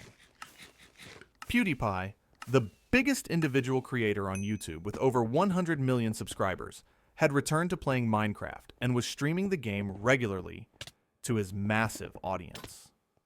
Every world in Minecraft is generated from a seed, a string of numbers that determines the exact layout of the terrain, the biomes, the structures, everything. PewDiePie had never revealed the seed for the world he was playing in, and among the Minecraft community, there was intense curiosity about what this seed might be. Using techniques he had learned from online forums, reverse engineering methods that required deep understanding of how Minecraft's world generation worked, Dream set out to discover PewDiePie's seed. This wasn't simple guesswork or random chance. It required analyzing countless hours of footage, identifying unique terrain features, understanding the mathematical principles underlying Minecraft's procedural generation, and running complex calculations. It was the perfect storm of technical knowledge, determination, and understanding of what would capture audience attention. When Dream uploaded his video revealing that he had successfully determined PewDiePie's Minecraft seed, the response was immediate and overwhelming. Within the first 2 days, the video pulled in 200,000 views. This was more than just a viral video. This was Dream announcing himself to the Minecraft community as someone with exceptional technical skill and game knowledge. He followed this up with more videos in a similar vein, creating a series called Minecraft Unsolved, where he tackled various mysteries and questions within the game. These videos continued to rack up millions of views, and by the end of July 2019, just weeks after beginning to upload consistently, Dream had gained 54,000 subscribers. His star was rising, but the true explosion of growth was still to come. The Minecraft community took notice of this new creator who seemed to appear out of nowhere with advanced technical knowledge and an understanding of what made content engaging. But Dream knew that reverse engineering seeds and solving Minecraft mysteries, while successful, had a limited shelf life. He needed something more, something sustainable that could keep audiences coming back video after video. This is when he began experimenting with a format that would eventually be called Minecraft, but a series of challenge videos where the normal rules of Minecraft were modified in creative and entertaining ways. These videos featured Dream playing alongside his friends, particularly George Notfound and Sapnap, and they showcased not just technical Minecraft skill, but personality, humor, and genuine friendship. The chemistry between Dream, George, and Sapnap was natural and engaging, and audiences responded positively to this group dynamic. The Dream Team, as they would come to be known, was beginning to take shape. As Dream's channel continued to grow through the latter half of 2019, he was constantly experimenting, trying new formats, seeing what resonated with audiences. He uploaded videos with titles like Minecraft But, item drops are random and multiplied, videos that would go on to accumulate tens of millions of views. These challenge videos were clever because they required not just good gameplay, but strategic thinking, problem solving, and often resulted in hilarious or unexpected moments that made for entertaining content. Dream was developing a format and a style, and his editing was getting sharper, his thumbnails more eye-catching, his understanding of the YouTube algorithm more refined. Every video was a learning experience, every upload an opportunity to gather data about what worked and what didn't. This methodical approach to content creation, treating YouTube not just as a creative outlet, but as a puzzle to be solved, was paying dividends. But there was something else brewing, an idea that had been percolating in Dream's mind. What if instead of modifying the game's mechanics, he modified the objective? What if instead of trying to beat Minecraft as quickly as possible in isolation, he tried to beat it while someone actively tried to stop him? This was the seed of an idea that would become Minecraft Manhunt, the series that would ultimately transform Dream from a growing Minecraft creator into a legitimate YouTube phenomenon. The concept was elegantly simple, but had never really been executed in this particular way before. One player, the speedrunner, would try to beat Minecraft by killing the Ender Dragon. Another player, the hunter, would try to kill the speedrunner before they could achieve this goal. The hunter would have a compass that always pointed toward the speedrunner, removing the possibility of the runner simply hiding. If the speedrunner died even once, they lost. It was a high-stakes, high-tension format that would push both players to their absolute limits. On December 26, 2019, Dream uploaded the first Minecraft Manhunt video. The title was Beating Minecraft But My Friend Tries to Stop Me, and the hunter was George Not Found, Dream's longtime friend and frequent collaborator. The video opened with a simple explanation of the rules, and then launched directly into the gameplay. From the beginning, it was clear this format was special. The tension was palpable as Dream scrambled to gather resources, while knowing George could appear at any moment. The video was full of close calls, narrow escapes, strategic decisions made in split seconds, and impressive displays of Minecraft skill from both players. Dream utilized his deep knowledge of game mechanics to gain advantages, using boats to travel quickly, crafting shields at critical moments, and making risky plays that sometimes paid off spectacularly and sometimes backfired. The editing was tight, the pacing was perfect, and the 20-some minutes of runtime flew by as viewers were kept on the edge of their seats, wondering if Dream would succeed. In that first video, Dream actually lost. He misjudged fall damage near the end of the run and died, handing victory to George. But this loss wasn't a failure. It was perfect. It proved the format was balanced, that the hunter had a real chance of winning, that the stakes were genuine. This wasn't a showcase of Dream destroying someone who had no chance. It was a legitimate competition, and that made it infinitely more engaging. The video performed well, racking up millions of views, but more importantly, it proved the concept.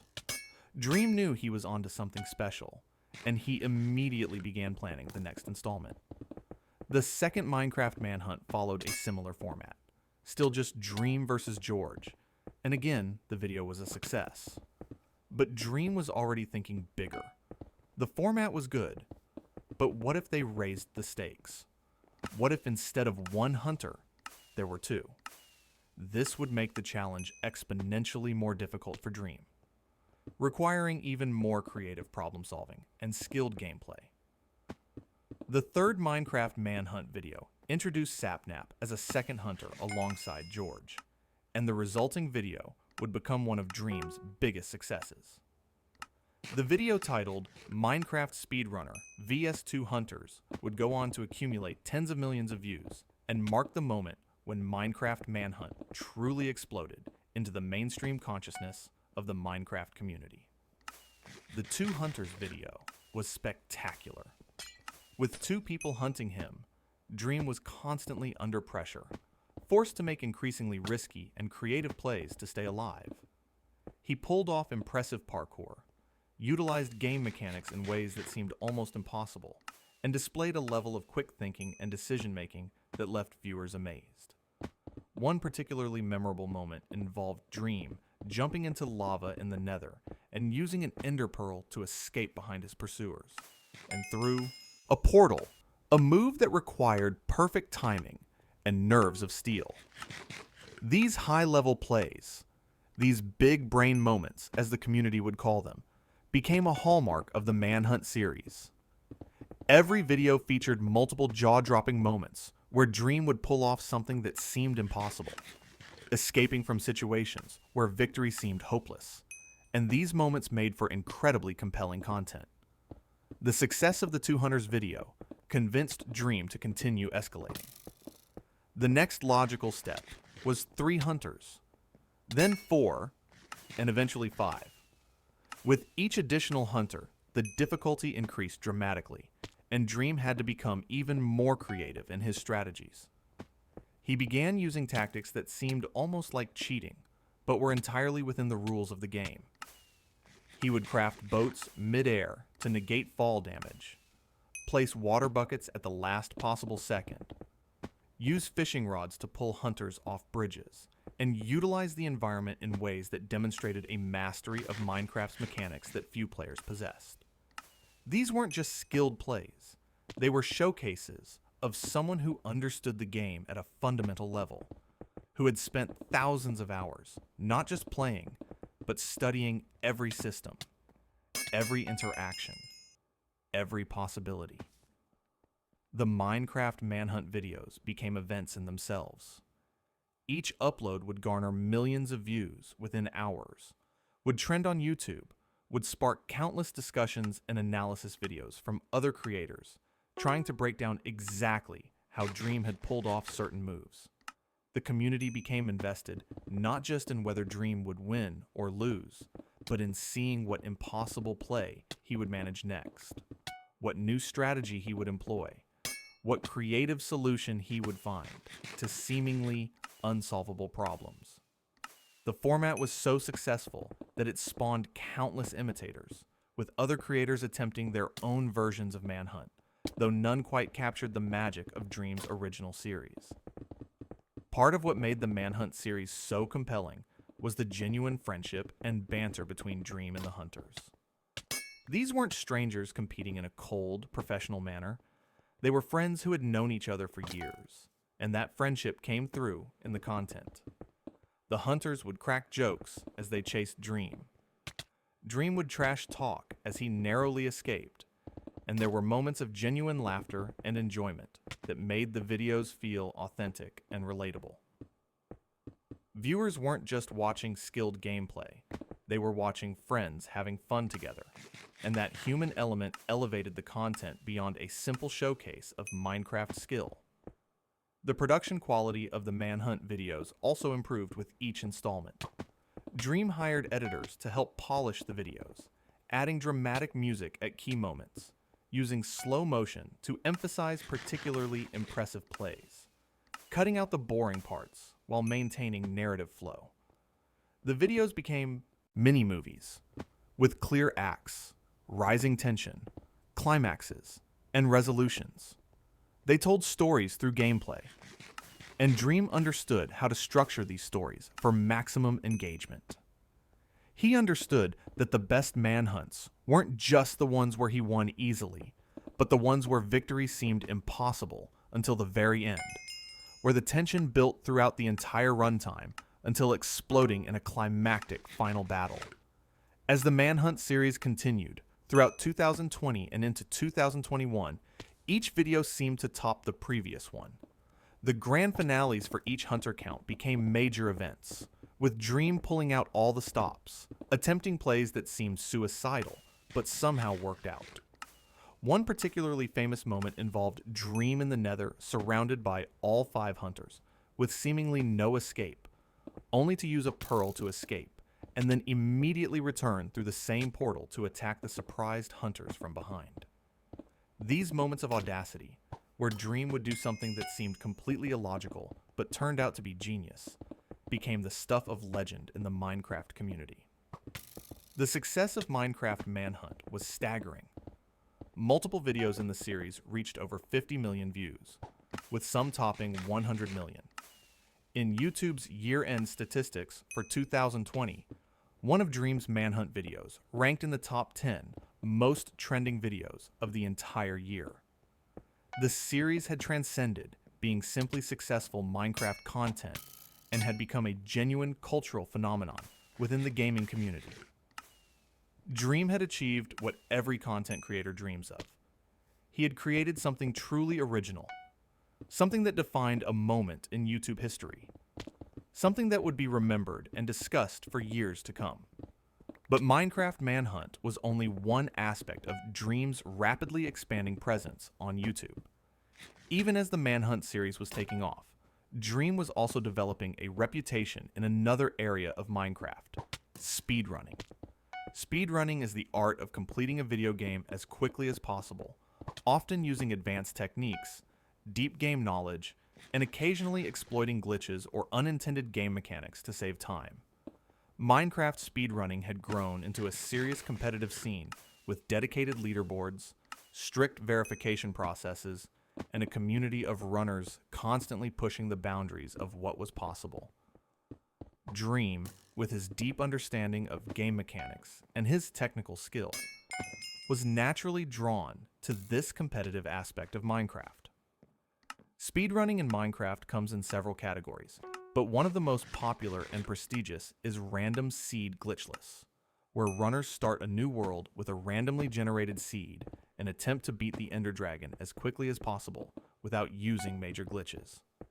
This category tests every aspect of Minecraft's skill: resource gathering efficiency, navigation ability, combat prowess, decision-making under pressure, and a deep understanding of probability and optimal strategies. It's also heavily dependent on luck, as the randomly generated world might provide easy access to necessary resources, or might force the runner to travel great distances and waste precious time. Dream began seriously attempting speedruns in early 2020, and quickly proved that his skill in Manhunt videos translated to speedrunning success. He climbed the leaderboards, posting increasingly faster times, and his streams of speedrun attempts drew large audiences who wanted to watch him compete. The combination of Dream's skill, his engaging personality, and the inherent drama of speedrunning, where a run could be ruined at any moment by bad luck or a single mistake, made for compelling viewing. In October of 2020, Dream achieved what at the time was the 5th fastest time in the 1.16 random seed glitchless category, completing the game in just over 19 minutes. This was an impressive accomplishment, placing him among the elite speedrunners in the world. But with this success in speedrunning came scrutiny. The Minecraft speedrunning community is rigorous in its verification process, carefully examining submitted runs to ensure they were performed legitimately. When multiple speedruns submitted by Dream showed unusually high luck with certain random item drops, specifically ender pearls from Piglin bartering and blaze rods from blaze kills, some in the community began to raise questions. Ender pearls and blaze rods are essential items for completing a speedrun, and the rates at which these items drop is governed by the game's random number generation. Getting lucky with these drops can save significant time, which is why runners attempt many runs hoping for good luck. However, Dream's luck across multiple runs seemed not just good, but statistically improbable. In mid-October 2020, a speedrunner posted observations about the drop rates in Dream's runs, and the Minecraft speedrunning moderation team began an investigation. This investigation would eventually involve detailed statistical analysis, probability calculations, and examining hours of footage from Dream's streams. The moderators were thorough and professional, treating this as a serious investigation into potential cheating in their competitive community. They spent approximately 2 months gathering data, running calculations, and consulting with statisticians before publishing their findings. On December 11th, 2020, the moderation team released a 29-page document detailing their investigation. The moderators, led by a player known as GeoSquare, also released a video summarizing their findings. The conclusion was stark. Based on statistical analysis, the probability of Dream getting the luck he did across multiple runs was approximately 1 in 7.5 trillion. This wasn't just unlikely. It was so unlikely as to be essentially impossible under normal circumstances. The moderators concluded that Dream must have modified his game in some way to increase the drop rates of key items, giving himself an unfair advantage. As a result, Dream's submitted speedruns were removed from the leaderboards, and he was banned from submitting future runs. The response from Dream was immediate and forceful. He took to Twitter and Reddit to deny the accusations, arguing that the moderator's math was flawed and that he had simply gotten legitimately lucky. He stated that he had no reason to cheat, that he had never modified his game for speedrunning, and that the moderators were biased against him. The controversy exploded across social media, with the Minecraft community divided into those who believed the statistical evidence was conclusive and those who believed in Dream's innocence. Dream's massive fan base rallied to his defense, with some sending harassment toward the moderators, though Dream publicly discouraged this behavior. In an attempt to counter the moderators' findings, Dream hired an anonymous astrophysicist to conduct an independent analysis of the statistics.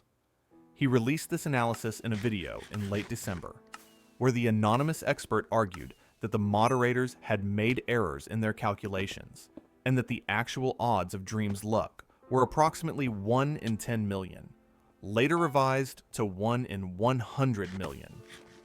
While still unlikely, these odds were presented as being within the realm of possibility, especially considering the large number of speedruns performed by many runners over time. However, the speedrunning moderation team quickly responded with their own counter-analysis, a more concise 6-page document that addressed Dream's experts' methodology and maintained their conclusion that the evidence pointed to modified game files. The controversy raged throughout late 2020 and into early 2021. Analysis videos were posted by various members of the Minecraft community.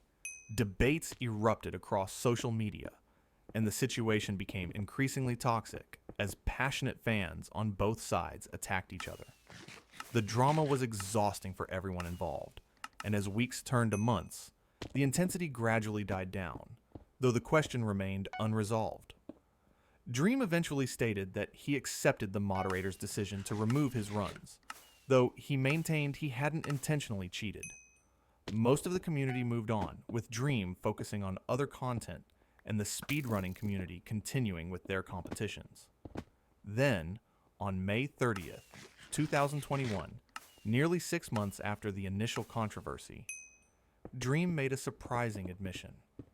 In a lengthy statement posted to Pastebin, Dream revealed that after conducting his own investigation into what might have happened, he had discovered that he did in fact have mods installed that increased item drop rates.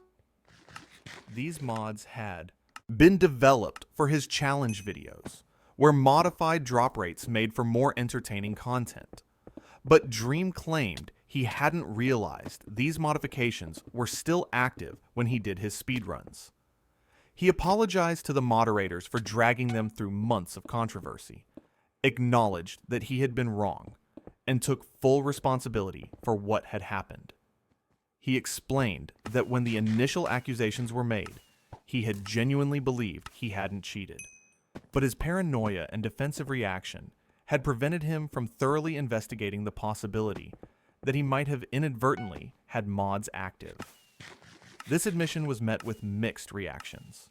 Some appreciated Dream's honesty and willingness to admit fault, while others felt the admission came too late, and that the months of denial and the harassment the moderators had endured couldn't be undone by an apology. The speedrunning community accepted his statement, but maintained their decision to remove his runs. For Dream, it was a humbling experience, a moment where his meteoric rise was interrupted by a serious controversy that threatened to tarnish his reputation. However, his core fan base largely stood by him, and while the controversy certainly damaged his image in some circles, it didn't stop his continued growth and success. The speedrunning controversy was a significant chapter in Dream's story, but it wasn't the defining one. Throughout this entire period, even as the drama swirled around his speedruns, Dream was building something even bigger. Something that would become his most enduring legacy. The Dream SMP. The Dream SMP, which stood for Survival Multiplayer, was a private Minecraft server that Dream and George Notfound created in April or May of 2020. Initially, it was just meant to be a casual server where Dream, George, and a few close friends could play Minecraft together, build things, and hang out in a more relaxed environment compared to the high-intensity manhunt videos. The early days of the Dream SMP were relatively peaceful and unremarkable. Dream, George, and Sapnap were joined by other creators like Bad Boy Halo, Awesome Duty, Ponk, and Callahan. They built structures, gathered resources, and engaged in the typical activities of a Minecraft survival server. There was some light role-playing, occasional conflicts over pranks, and griefing, but nothing particularly dramatic. The community house was built as a central gathering place. The prime path was laid out as a main road, and various players constructed their bases. It was a chill, friendly environment where creators could collaborate and create content at a more relaxed pace than their usual uploads. Everything changed on July 4th, 2020, when a creator named Tommy Innit joined the server. Tommy was a young British YouTuber known for his loud, energetic personality and his entertainment skills. From the moment he joined, Tommy brought chaos and conflict to the Dream SMP. He immediately began causing trouble, antagonizing other players, and engaging in what could be considered griefing behavior. But rather than being genuinely toxic, Tommy's chaos was entertaining, his conflicts were engaging, and his presence fundamentally changed the nature of what the Dream SMP was. What had been a casual survival server began to transform into something with story, drama, and ongoing narratives. One of the first major storylines to emerge on the Dream SMP was the Disc Saga. Tommy had obtained 2 music discs in Minecraft, items named Cat and Melohi, and he treasured these discs, considering them prized possessions. Dream, whether as genuine antagonism or as engagement with the developing storyline, began to take these discs from Tommy, using them as leverage in conflicts.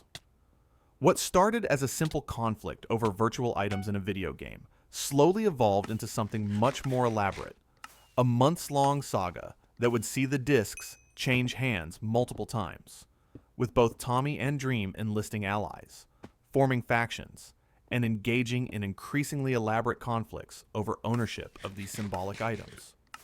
As more creators joined the server, the role-playing elements became more pronounced. In late July 2020, a creator named Wilbur Soot, an immensely talented storyteller and musician, joined the server and immediately recognized the narrative potential of what was developing. Wilbur began to take the casual role-playing that had been occurring and give it structure, creating storylines, character development, and genuine dramatic tension. He founded a faction called L'Manberg, a breakaway nation that declared independence from the greater Dream SMP. This nation was ostensibly for European players, a tongue-in-cheek reference to the fact that Dream, George, and Sapnap were American, while Wilbur and Tommy were British.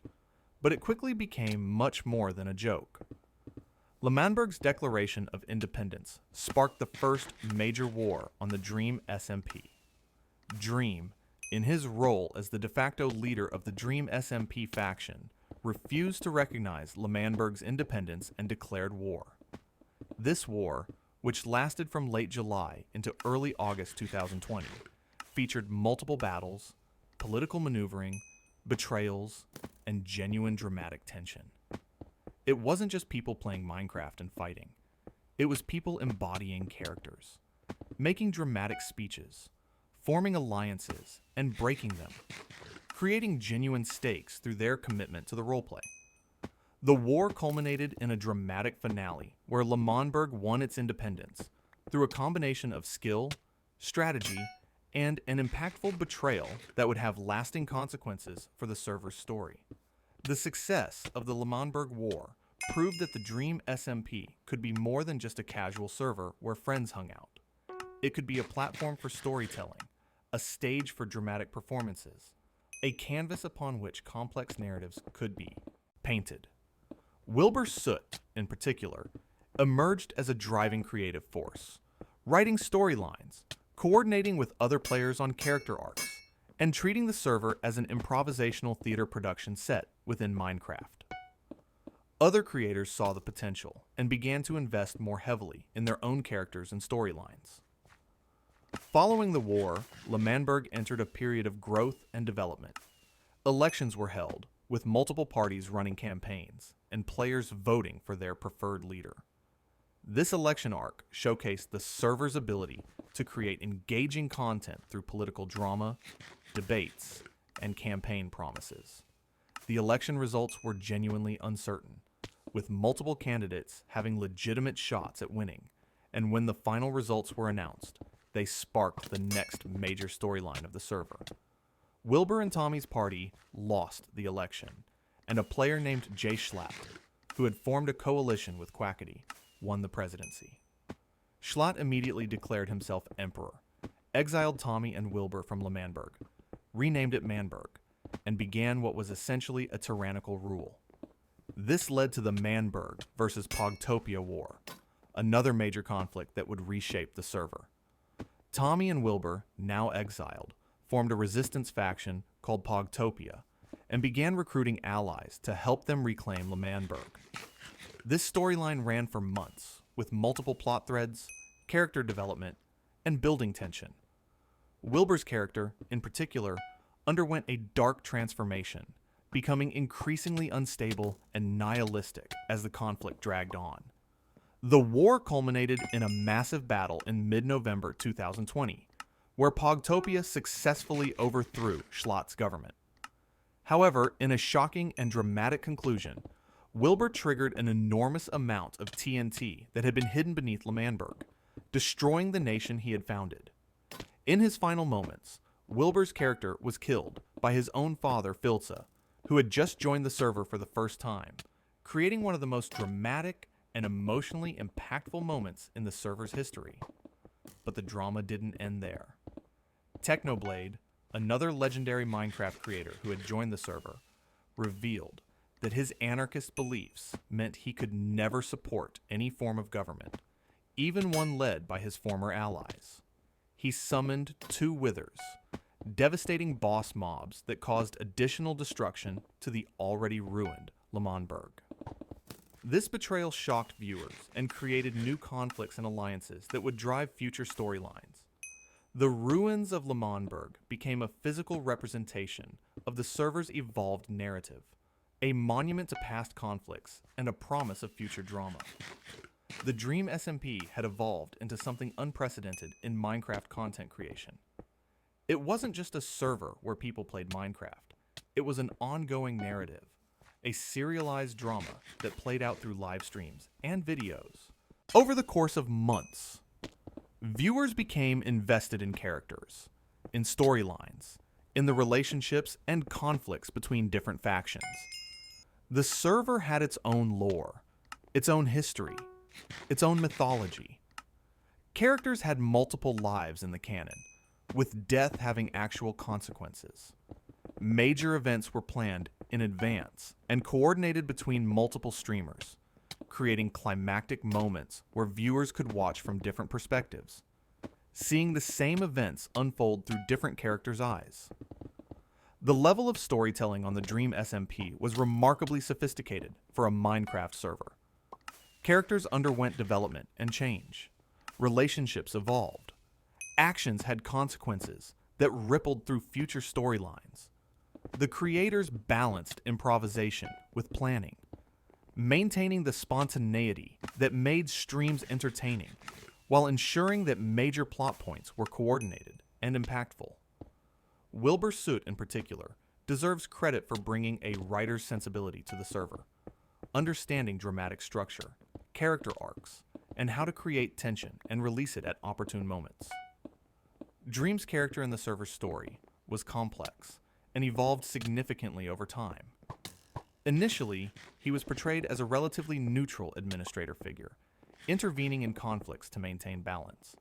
But as storylines developed, Dream's character became increasingly antagonistic, manipulative, and power-hungry. The Discs saga, which had started as a simple conflict over music discs, evolved into a representation of Dream's control over Tommy and the server as a whole.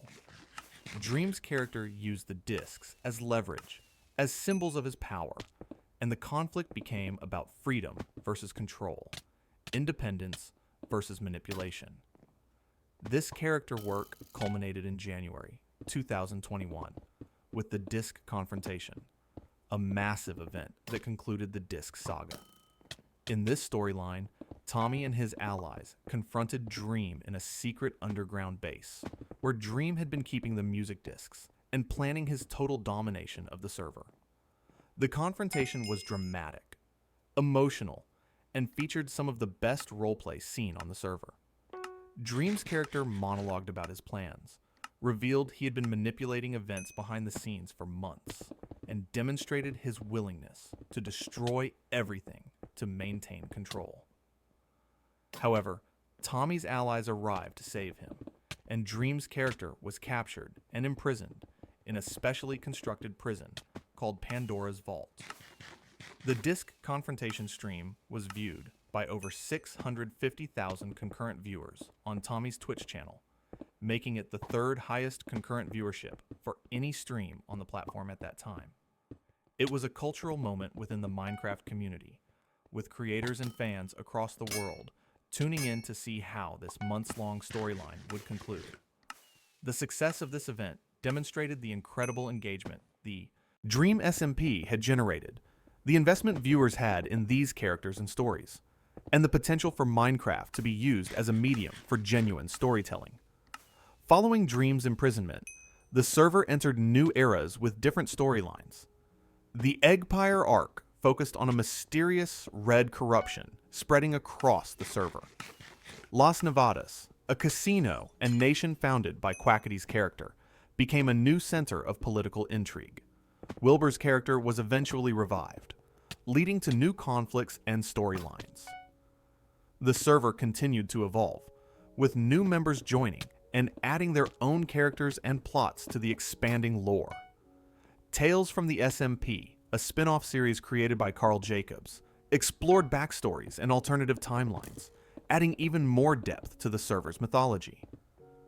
The cultural impact of the Dream SMP extended far beyond just the streams and videos.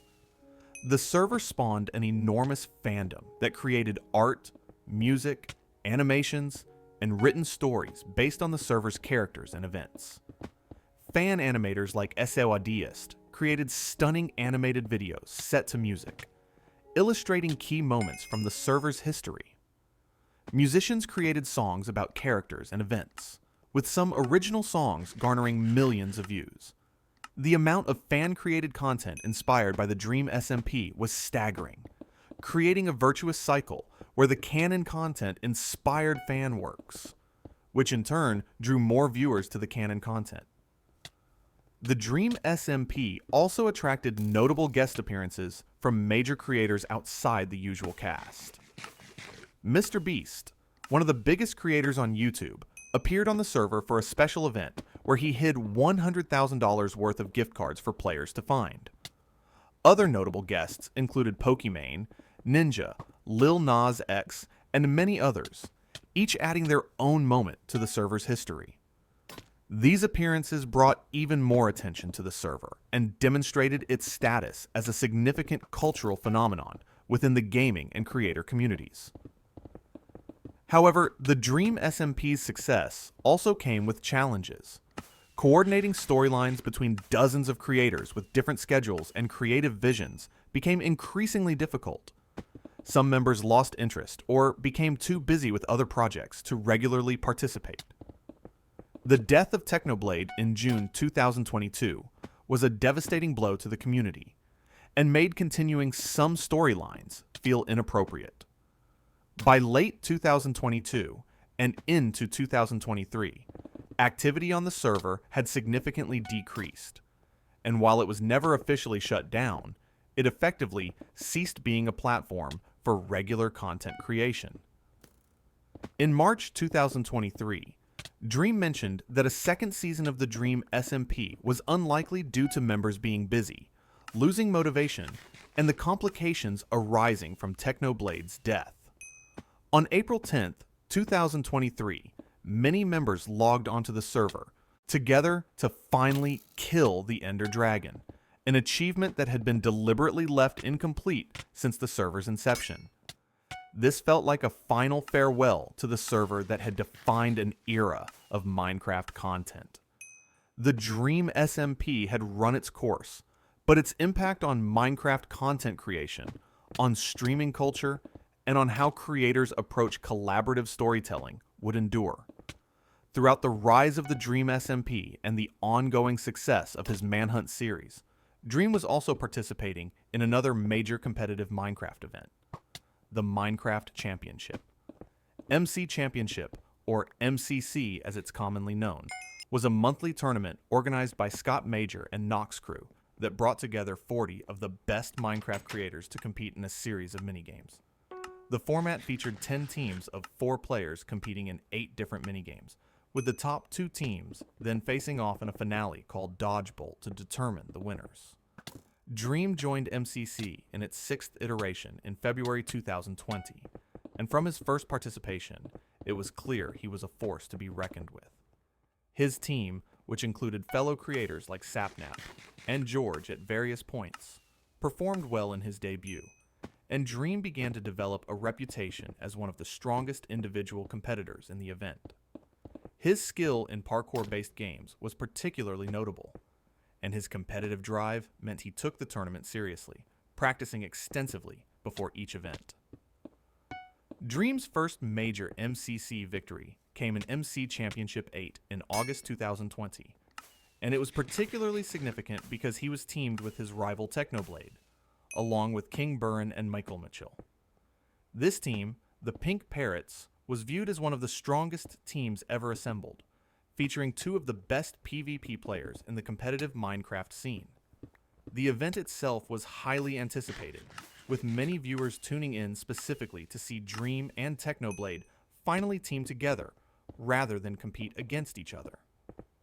The Pink Parrots lived up to expectations, dominating many of the games and ultimately winning the event in a tense dodgeball finale. One of Dream's most impressive moments in MCC history came in MC Championship 11 in October 2020. During the Parkour Warrior game, a notoriously difficult parkour course that had never been completed in the history of the tournament, Dream managed to reach the end of the course. This was a stunning achievement, so unexpected that even the game's developers hadn't properly planned for what would happen if someone completed it. A developer actually joined the game moments after Dream finished and detonated the course with TNT, creating an iconic moment. Dream's completion of Parkour Warrior demonstrated his exceptional parkour skills and his ability to perform under pressure in ways few other competitors could match. Dream would go on to win multiple MCC events, including MC Championship 15 and 16, back-to-back in July and August 2021, demonstrating consistent excellence in the tournament. His total of 7 canonical victories across various MCCs placed him among the most successful competitors in the tournament's history. Beyond just winning, Dream held multiple records within specific minigames, including most Sky Battle wins, fastest Parkour Warrior completion, and being one of only 2 players to ever complete the Parkour Warrior course during an official event. MCC was significant for Dream, not just as a competitive outlet, but as a social one. It was where he regularly interacted with creators from across the Minecraft community, building friendships and rivalries that would influence content creation beyond just the tournament itself. The tournaments were massive viewing events, with hundreds of thousands of concurrent viewers watching across all perspectives. And Dream's streams during MCC regularly drew over 100,000 viewers on their own. The competitive nature of the event also satisfied Dream's drive to prove himself as one of the best Minecraft players, a drive that occasionally got him into trouble with the speedrunning controversy, but also pushed him to continually improve and maintain his elite level of play. However, by early 2023, Dream announced he would no longer be participating in MCC. He cited the increasing skill level of competitors, particularly influenced by players who practiced extensively on MCC Island, a public practice server, combined with his own lack of time to dedicate to practice. Given his competitive nature and his unwillingness to participate without being at his best, he made the decision to step away from the tournament. This marked the end of an era for MCC, as Dream had been one of the most prominent and successful competitors in the event's history. But perhaps no aspect of Dream's competitive Minecraft career generated as much discussion and excitement as his rivalry with Technoblade. This rivalry, which existed both in friendly competition and in community perception, culminated in one of the most watched and anticipated events in Minecraft history, a 1-versus-1 duel between Dream and Technoblade for $100,000, sponsored by MrBeast. The lead up to this duel was months of build-up, with fans of both creators arguing about who was truly the better player, comparing their achievements, analyzing their skills, and building anticipation to a fever pitch. The rivalry had its roots in the broader question of who was the best Minecraft player, a debate that had raged in the community for some time. Technoblade had been a dominant force in Minecraft PvP for years, winning countless tournaments and establishing himself as perhaps the most feared combatant in the game. Dream, meanwhile, had risen meteorically in 2019 and 20, showcasing incredible skill in manhunts, speedrunning, and MCC. Both had their passionate fan bases. Both had demonstrated elite-level play, and the question of who would win in a direct confrontation became one of the most discussed topics in Minecraft. The duel was announced in July 2020, with MrBeast offering to sponsor a $100,000 prize for a best-of-10 duel between the two players. The format was designed to be fair, with 5 rounds played on Minecraft version 1.8, which Technoblade specialized in and preferred, and 5 rounds on version 1.16, which Dream preferred. This meant each player would have their home field advantage for half the duel, and the winner would need to be versatile enough to perform on both versions. In the weeks leading up to the duel, both players took the competition seriously, practicing extensively, analyzing each other's playstyles, and preparing strategies. The anticipation in the community reached incredible heights, with creators making prediction videos, fans creating art and memes, and everyone speculating about how the match would unfold. When the day of the duel finally arrived on August 27th, 2020, it felt like a major event in gaming, not just Minecraft. The duel itself lived up to the hype. The first round was fought on version 1.8, Technoblade's preferred version, and after an intense battle, Technoblade claimed victory. Dream won the second round, fought on 1.16, evening the score. As the duel progressed, it became clear this would be close, with both players showcasing exceptional skill, strategic thinking, and the ability to adapt mid-fight. Technoblade took the third round, but Dream won the fourth in dramatic fashion, surviving with only a few hearts remaining. The tension was incredible as viewers realized this would likely come down to the final rounds. Dream won round 5, taking a 3-2 lead and putting enormous pressure on Technoblade. If Dream could win just 2 more rounds before Technoblade won 3, he would claim victory and the prize. However, Technoblade responded by dominating round 6, and the duel was tied 3-3. Round 7 was incredibly close, but Technoblade emerged victorious, taking his first lead at 4-3. Now Dream was the one facing elimination, needing to win both remaining rounds or see his chance at victory slip away. Round 8 was tense beyond belief, with both players knowing that one mistake could end the duel. In a hard-fought battle, Technoblade managed to claim the round, taking a commanding 4-3 lead and needing just one more victory to win the entire duel. But Dream wasn't done yet. Round 9, despite being on 1.8, saw Dream play aggressively and skillfully, overwhelming Technoblade and forcing a winner-take-all final round. The score was 4-4, and the next round would determine everything. The final round of the duel was electric. Everything had led to this moment. All the practice, all the anticipation, all the debate about who was better. Both players fought cautiously at first, neither wanting to make a critical error that would cost them the duel. But as the fight progressed, Dream began to gain the upper hand, landing consistent hits and controlling the engagement. In the final exchange, Dream secured the critical hits he needed, and Technoblade fell. Dream had won 5-4, claiming victory in one of the most watched and celebrated Minecraft competitions of all time. The duel video on Dream's channel would go on to accumulate tens of millions of views and became one of the most significant moments in both creators' careers. It proved that Dream could compete at the highest level against the most legendary players in Minecraft history. The victory was particularly sweet for Dream, given that half the duel was fought on Technoblade's preferred version, meaning he had beaten Techno at his own game, so to speak.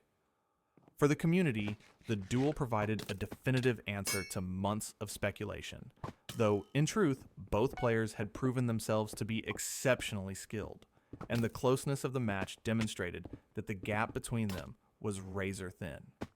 The relationship between Dream and Technoblade following the duel remained friendly, with both players expressing respect for each other's abilities.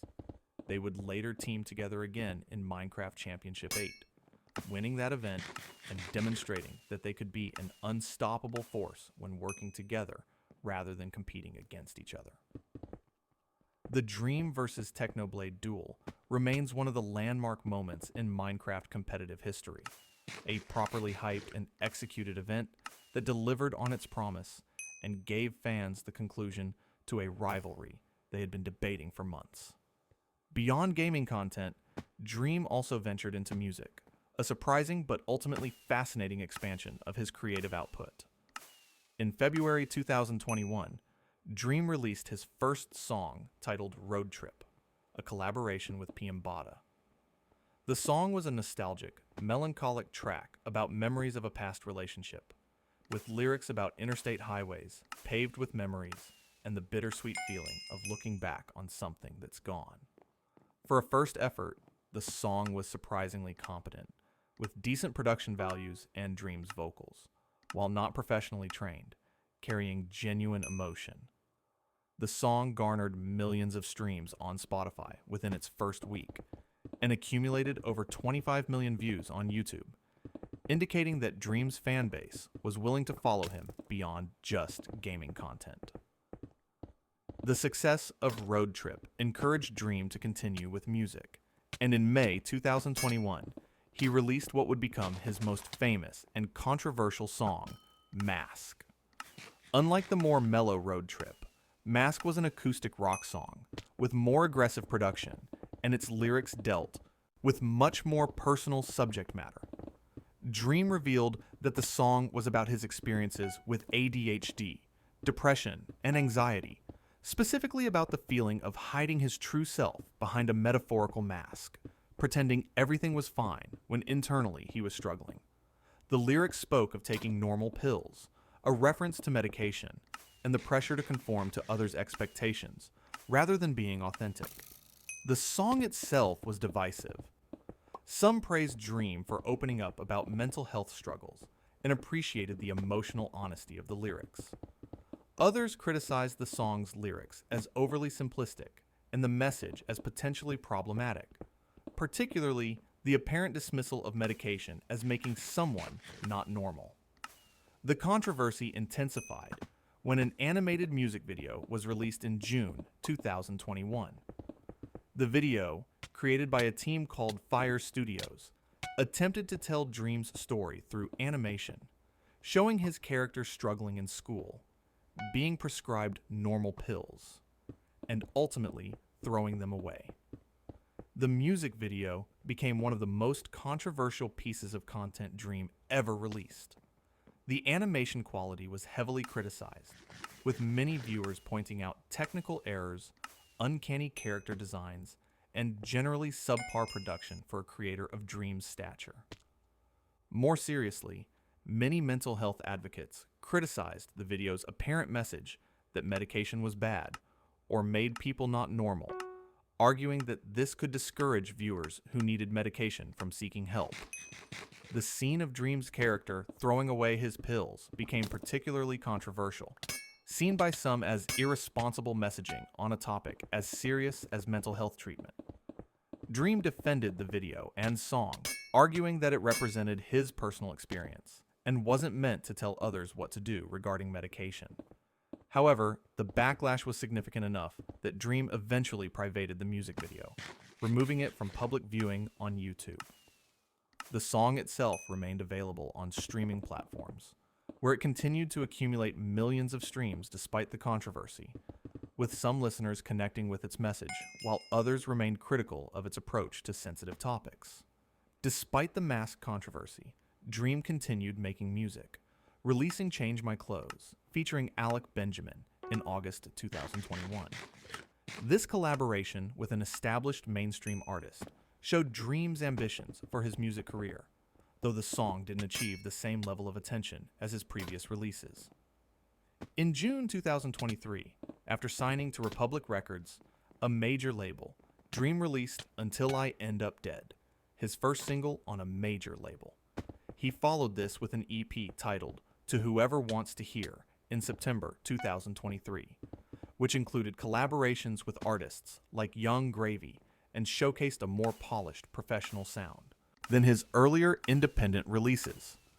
The music career represented an interesting diversification for Dream, an attempt to build a creative identity beyond just gaming content. While his songs never achieved mainstream success outside his existing fan base, they performed remarkably well within that fan base, accumulating millions of streams and views. The willingness to be vulnerable and share personal struggles, even if sometimes handled imperfectly, showed a side of Dream that wasn't visible in his gaming content, and many fans appreciated this more personal connection with a creator who had previously been faceless and largely mysterious. Which brings us to one of the most anticipated and ultimately controversial moments in Dream's career, his face reveal. For the majority of his rise to fame, Dream had been completely anonymous, never showing his face in videos or streams. He appeared in collaborations and videos wearing his iconic white mask with a simple smiley face, and his actual appearance was unknown to the public. This anonymity had become part of his brand, part of his mystique, and the question of what Dream looked like became one of the most discussed topics in his community. Over the years, Dream occasionally teased a face reveal, posting pictures with his face covered or making ambiguous statements about when he might show his face. In a 2021 interview with Anthony Padilla, Dream explained that while he hadn't initially intended to remain anonymous, the anonymity had become such an integral part of his identity that he felt he couldn't just casually reveal his face. He wanted the reveal to be significant, meaningful, to happen at the right time and in the right way. He also expressed some anxiety about the reveal, knowing that once he showed his face, he could never take it back, and that his life would fundamentally change. In September 2022, Dream began seriously teasing an upcoming face reveal. He called several of his creator friends via video chat, showing them his face for the first time, and these friends posted their reactions on social media. The excitement in the community reached a fever pitch as it became clear the face reveal was imminent. On October 2nd, 2022, Dream posted a simple tweet. today. The community erupted. Speculation ran wild about when exactly the video would be posted, what it would show, how it would be presented. The video, titled Hi, I'm Dream, was uploaded that same day and immediately became one of the most watched videos on the platform. In the video, Dream sat in a room, holding his mask in front of his face, explaining his reasons for finally doing the reveal. He talked about wanting to meet his friends in person, particularly George Not Found, whom he had known for over a decade, but never met face to face. He discussed wanting to attend events, to do more in-person content, to live a less restricted life.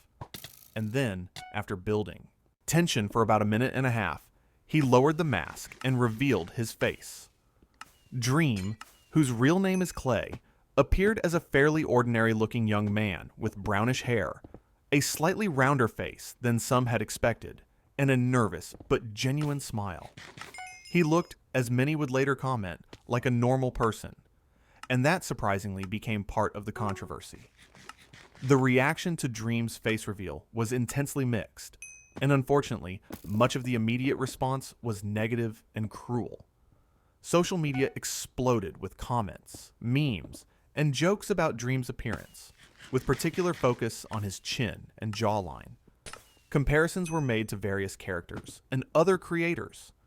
Hashtags like "put the mask back on" trended on Twitter, and the response was harsh enough to be genuinely hurtful. Part of this negative reaction stemmed from unrealistic expectations. Dream had been hyped up for so long. His anonymity had allowed people to imagine him looking however they wanted. And for many, the reality couldn't match the fantasy they had created. Some of the reaction was simply cruelty. People taking the opportunity of a viral moment to be mean for attention or entertainment. The toxic nature of some corners of the internet meant that regardless of what Dream looked like, there would have been harsh reactions. But the intensity and prevalence of negative comments was surprising and distressing to many observers. However, there was also significant positive reaction. Many fans expressed that they thought Dream was handsome, that they appreciated him sharing this aspect of himself, that they were excited to see more facecam content. Fellow creators were overwhelmingly supportive, with many posting positive messages and defending Dream against the hateful comments.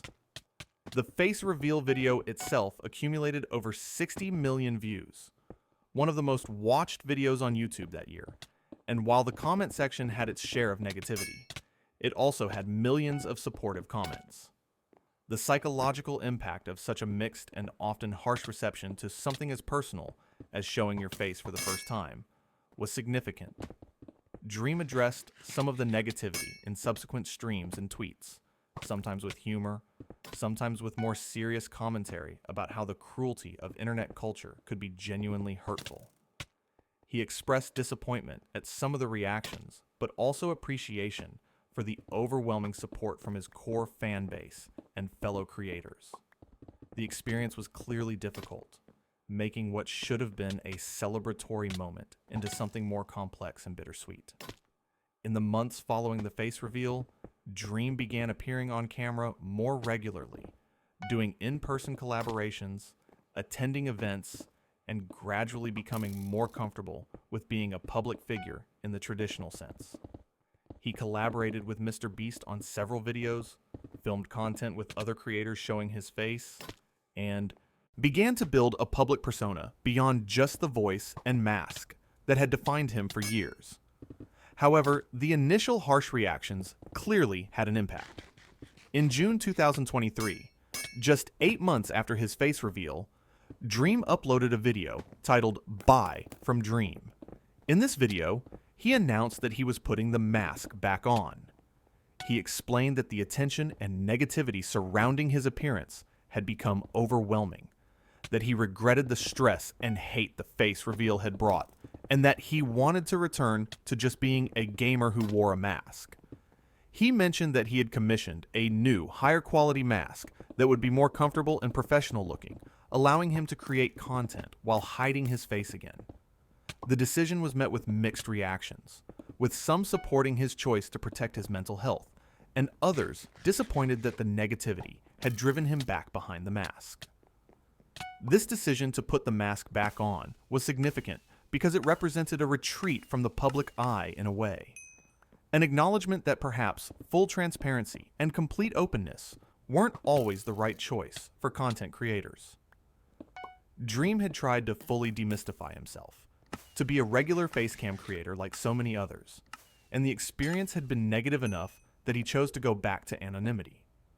It was a reminder of the sometimes cruel nature of internet fame and the pressure creators face when every aspect of their appearance and personality is subject to mass judgment and criticism. The face reveal saga, from the years of anonymity to the reveal itself to the decision to mask up again, represents a microcosm of many of the challenges Dream faced throughout his career. The incredible highs of success and fame came with corresponding lows of scrutiny, criticism, and sometimes coordinated harassment. Being one of the biggest creators on the platform meant every decision was analyzed, every controversy was amplified, every mistake was magnified by the sheer number of people watching. Dream's journey included amazing successes like Minecraft Manhunt's unprecedented popularity and the creation of the Dream SMP, but also significant controversies like the speedrunning incident and the harsh reaction to his face reveal. Beyond these major story points, Dream's career has included numerous other moments worth noting. His involvement in various charity initiatives, including raising money for cancer research in honor of Technoblade after his diagnosis, showed a philanthropic side. His business acumen in building multiple successful YouTube channels, including Dream, Dream XD, Dream Shorts, and Dream Music, demonstrated an understanding of content diversification and audience management. His creation of a content creation network where he supported other creators and helped them grow their channels showed a willingness to give back to the community that had supported him. Dream also faced various smaller controversies throughout his career, from disputes over mob votes in Minecraft updates to criticism of how he handled his large and sometimes overly defensive fan base. The Dream fan base, sometimes pejoratively called stans, developed a reputation for being intensely protective of Dream, sometimes to the point of harassing anyone perceived as criticizing him. Dream made efforts to discourage this behavior, regularly tweeting that fans should not send hate to others and trying to moderate the more toxic elements of his community. But the size and passion of his fan base made this an ongoing challenge. The evolution of Dream's content in recent years has been notable. After stepping back from MCC, and as activity on the Dream SMP declined, Dream has focused more on varied content, including challenge videos, collaborative content with other creators, and experiments with different formats. His upload schedule became more sporadic as he dealt with personal issues, including a hand injury in 2025 that required surgery and affected his ability to create skill-intensive gaming content. This injury, sustained while helping Sapnap train for a boxing match, was serious enough that Dream expressed concern about his ability to continue making his usual content if the injury didn't heal properly. The relationship between Dream and his closest collaborators, particularly the Dream Team of Dream, George Not Found, and Sapnap, has remained a central element of his content. George moving in with Dream and Sapnap in Orlando, Florida in October 2022 was a significant moment for the group, allowing them to create more in-person content together. The genuine friendship between these creators comes through in their content, and much of Dream's most successful content has featured this friend group. The dynamics between them, the jokes, the friendly competition, the comfortable familiarity has been a major factor in why audiences connect with Dream's content beyond just the technical gameplay skill. Dream's influence on Minecraft content creation is difficult to overstate. The Manhunt format, which Dream popularized, if not entirely invented, spawned countless imitators and became an entire subgenre of Minecraft content. The Dream SMP demonstrated that Minecraft could be a platform for ongoing narrative storytelling in ways that hadn't been fully explored before, inspiring numerous other roleplay SMPs, and changing how creators approached collaborative Minecraft content. Dream's success with the YouTube algorithm, his understanding of thumbnails and titles and audience retention became a case study that other creators studied and attempted to replicate. The speed of Dream's rise was historically unprecedented, going from essentially zero to over 10 million subscribers in just over a year is almost unheard of on YouTube, especially for gaming content. The fact that he achieved this while remaining completely faceless for most of that period makes it even more remarkable. Dream proved that in the modern YouTube landscape, you didn't need to show your face to build a massive, engaged audience. You needed great content, consistent uploads, understanding of the platform, and a bit of luck with timing. That timing was indeed fortunate. Dream's rise coincided with the COVID-19 pandemic, a period when millions of people were stuck at home looking for entertainment, and YouTube watch time skyrocketed. Minecraft was experiencing a renaissance in popularity, with major creators returning to the game and bringing their audiences with them. The audience was primed for new Minecraft content, and Dream arrived at exactly the right moment, with exactly the right content to capture that wave of interest. But timing alone doesn't explain his success. Plenty of creators tried to capitalize on the same trends and failed to gain traction. Dream succeeded because his content was genuinely innovative, well-produced, and consistently entertaining. The question of Dream's legacy in Minecraft and YouTube culture more broadly is still being written. His most active period of content creation and growth was from 2019 to 2022, a relatively short window in YouTube terms, but the impact of that period will likely be felt for years. The formats he popularized, the standards he set for production quality and content engagement, the demonstration that faceless creators could achieve massive success, all of these will influence the next generation of gaming content creators. Dream's story is also a cautionary tale about the challenges of internet fame. The speedrunning controversy showed how past actions, even ones allegedly done without intention, can come back to create significant problems. The face reveal debacle demonstrated the cruelty that can come with internet celebrity and the sometimes impossible standards audiences place on creators. The various smaller controversies throughout his career showed how being in the spotlight means constantly having your words and actions scrutinized by millions. For every success Dream achieved, there seemed to be a corresponding challenge or controversy, a reminder that YouTube fame comes with significant costs. Yet through all of it, Dream has maintained a core audience of millions who appreciate his content, support his endeavors, and remain invested in his success. The loyalty of this fan base, while sometimes manifesting in problematic ways, is also a testament to the connection Dream has built with his audience. His willingness to be vulnerable, to share personal struggles through music, to engage with fans on social media, to create content that goes beyond just gameplay and includes real emotion and personality, has created a parasocial relationship with his audience that feels more genuine than many creator-audience dynamics. Looking at where Dream stands now, in late 2025, his position in the YouTube landscape remains significant even if he's past his peak period of explosive growth.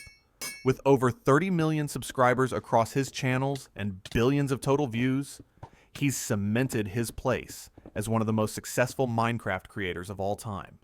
Whether he continues creating similar content or pivots to new formats, whether he remains masked or eventually returns to facecam content, whether he focuses on gaming or explores other creative avenues like music more seriously, his influence on the current generation of Minecraft content is secure. The complete history of Dream is a story that spans just over 6 years, but feels much longer due to the density of content, controversy, and cultural impact packed into that period. It's a story of someone who understood YouTube deeply enough to game the algorithm ethically and effectively, who had the skill to back up the hype generated by his rapid rise, who created genuinely innovative content formats that changed how other creators approached Minecraft. It's also a story of someone who faced serious controversies and made mistakes, who dealt with the harsh realities of internet fame, who experienced both the incredible highs of unprecedented success and the significant lows of public scrutiny and criticism.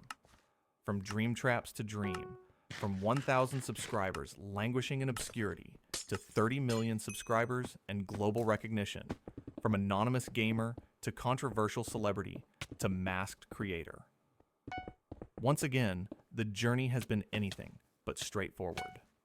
The story encompasses record-breaking videos, a groundbreaking roleplay server, competitive tournament victories, a duel for $100,000, controversial music, a face reveal and subsequent remasking, speedrunning drama, and countless moments that sparked conversation across the gaming community. The legend of Dream is far from over.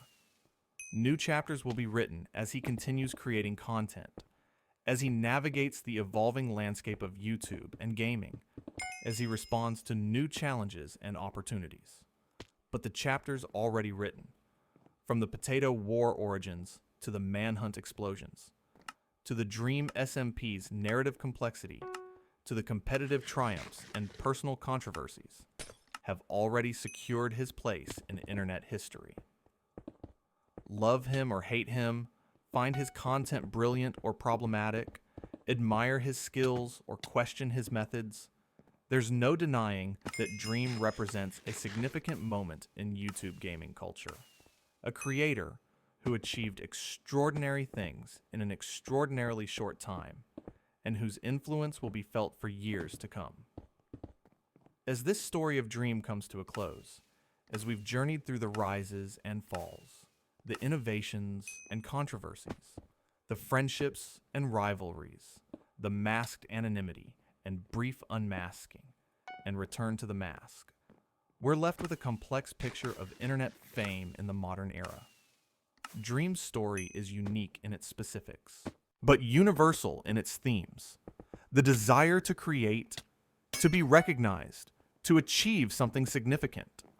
The challenges that come with success, the scrutiny, the criticism, the impossible standards, the genuine connections formed through digital mediums, the friendships built across thousands of miles, the communities created around shared interests, the innovation and creativity that drives the best content, the understanding of medium and audience that separates the successful from the forgotten. If you've enjoyed this journey through the history of one of YouTube's most fascinating creators, consider subscribing to the channel. There are more stories to tell, more creators whose journeys have shaped the landscape of online entertainment, more deep dives into the moments that defined gaming culture. Drop a like if this video helped you understand Dream's story better, or introduced you to aspects of his career you weren't aware of. And remember, whether you're a longtime Dream fan or someone just learning about his impact on Minecraft and YouTube, the stories of creators like Dream remind us that the internet remains a place where talent, timing, and understanding of the medium can still launch someone from complete obscurity to global recognition in the span of just a few years. Sleep well, and I'll see you in the next video.